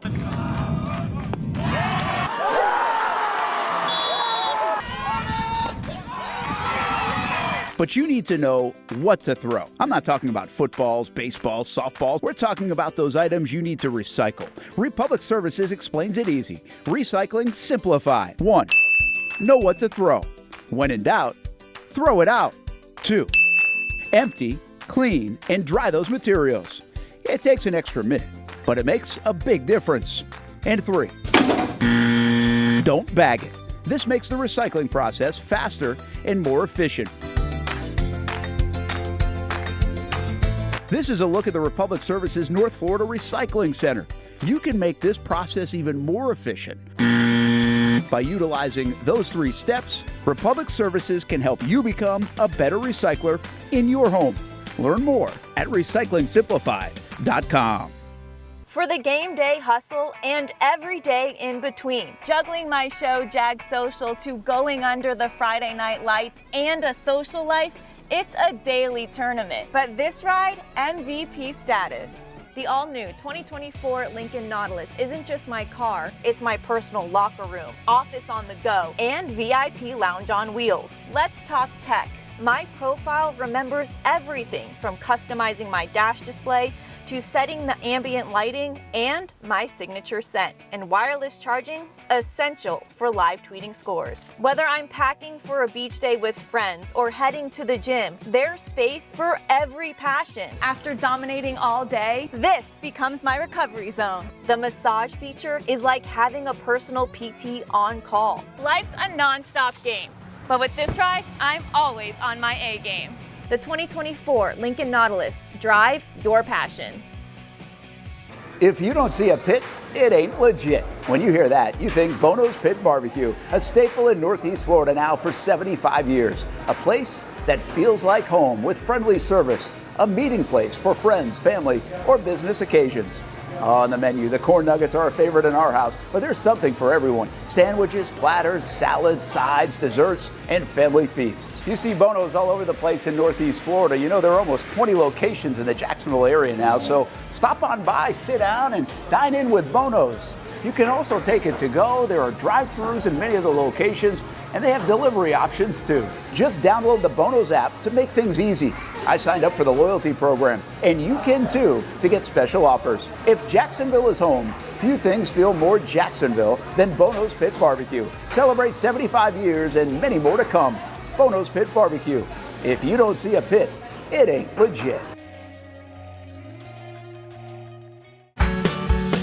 People helping people. It's at the core of what Alive Credit Union is all about, and it's been that way for over 70 years. From the start in 1954 to today, the mission remains to inspire financial wellness and give you a financially fit lifestyle. Alive Credit Union and its employees are committed to not only serving their valued members, but also our community here in Northeast Florida. I had a chance to see that commitment firsthand as Alive partnered with our Action Sports Jacks 24/7 team to bring you Armada men's and women's soccer broadcasts. Inside the 18, it is a shot, and it's a goal! Chloe Chivers! And that connection to the community continues with Alive Credit Union's support of the Police Athletic League of Jacksonville. Alive Credit Union's commitment to our community also involves serving the financial needs of all first responders through the recent merger partnership with City and Police Federal Credit Union. Join the community and become a member of Alive Credit Union today. Find out the many ways you can be inspired in financial wellness at alivecu.coop.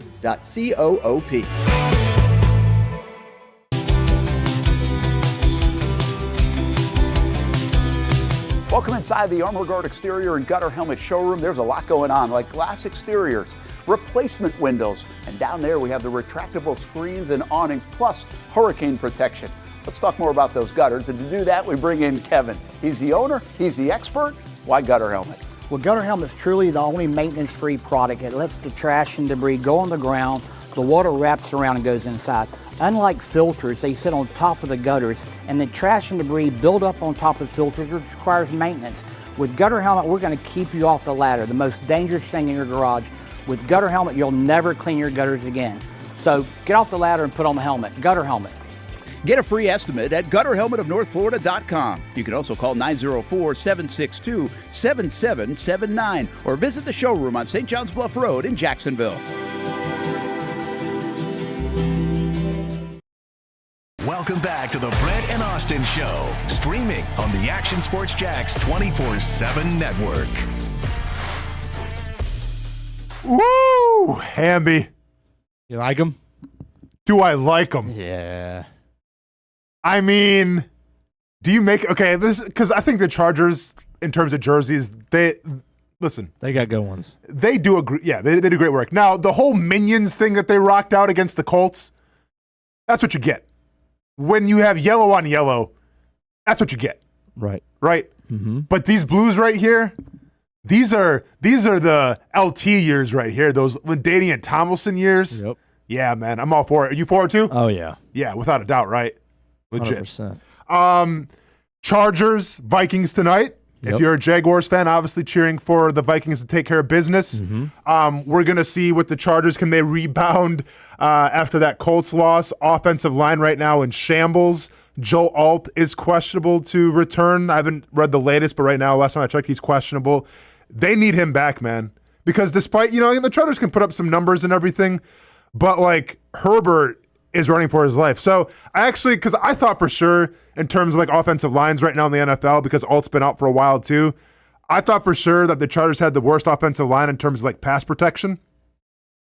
So the Chargers right now, and this is in terms of pressure rate allowed, Hamby. Okay. And this is off sharpstats.com. Looks legit. Take my word for it, I guess. So the Jets, which makes a lot of sense if you watch any kind of Jets games. I had Justin Fields for 2 weeks. They have by far the worst offensive line right now in pressure rate, 48.3, which means basically 1 in every 2 snaps that Justin Fields was taking, he was getting put on his back, or at least like under pressure. Somebody did his face. Yeah. But by all means, Woody Johnson, keep calling out your quarterback. The Ravens, second to last. Didn't see that one coming. Then you have the Browns, the Eagles. This was surprising. The Buccaneers are one of the worst offensive lines. Yeah, because I know their right guard got out. And then you have the Chargers. So the Chargers are 1, 2, 3, 4, 5. So the Chargers right now are the 6th worst. Surprisingly, for how bad it's been in Jacksonville, kind of right in the middle. They're at 36.3 right now, which is right in line with like the Raiders and the Commanders and the Patriots. So a little surprising. But who you got tonight, Hamby, between the Vikings and the Chargers? I mean, let's ride with the Vikings, man. Let's go. Let's roll with the Vikings a little bit. Yeah, I mean, I'm cool with it. Like, I want to see a great game, a lot of points. I want to see those great jerseys being showcased. But if the name of the game is for the Jaguars to get to the playoffs, Skol, baby. Skol, man. Let's do it. Skol. But by the way, how do you feel about the whole Skol chant thing? You for it or against it? It's no problem for me. Oh, it's no problem for you? Yeah. I just don't like it how I feel like they kind of stole it from. Baby, let's go. Yeah, but they kind of stole it from Iceland. But it is what it is. Hey, Skol all night tonight in Los Angeles if you want to. Let's go, Vikings. We'll see you guys tomorrow. Brent will be back. Hamby pushing all the right buttons. I'm Austen Lane. Stay safe. Stay casual. We'll check you all tomorrow. Peace. Choose your own adventure. It's not just a saying, but a way of life here at Cycles of Jacksonville. And whether it's 2 wheels or 4 wheels, at Cycles of Jacksonville, a great adventure awaits. With brands like Honda, Vespa, Segway, and Triumph, Cycles of Jacksonville has you covered with their inventory featuring a 60,000 square foot building. If 4 wheels is more your thing, check out the largest selection of Honda Talons in the entire county. No matter what you're looking for, Cycles of Jacksonville is going to have the selection you need, all with great financing and rebates. Plus, if you're active duty military, Cycles of Jacksonville will offer you 0% financing along with great discounts for military and first responders. And when you want to get off the road and set sail, Cycles of Jacksonville has you covered with everything you need to get on the water. So if you're ready for a great adventure, let Cycles of Jacksonville be your guide. Located off Atlantic Boulevard, or check out their website at cyclesofjacksonville.com.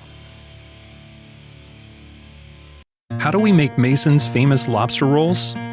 It's simple. We get up before dawn, head into the open waters of Maine, haul in our traps by hand, and send only the best straight to our restaurants, where we add warm butter or chilled mayo with a squeeze of lemon, and pile it on a toasted split-top roll, just like it's been done for nearly a century. That's the recipe for Mason's famous lobster rolls. Thanks for meeting me here. You okay? You're my only lawyer friend, and I need your professional opinion. Okay. You see that brand new Hyundai Tucson out there? Yeah. That's all I paid for it. Do you know what you want? Yeah.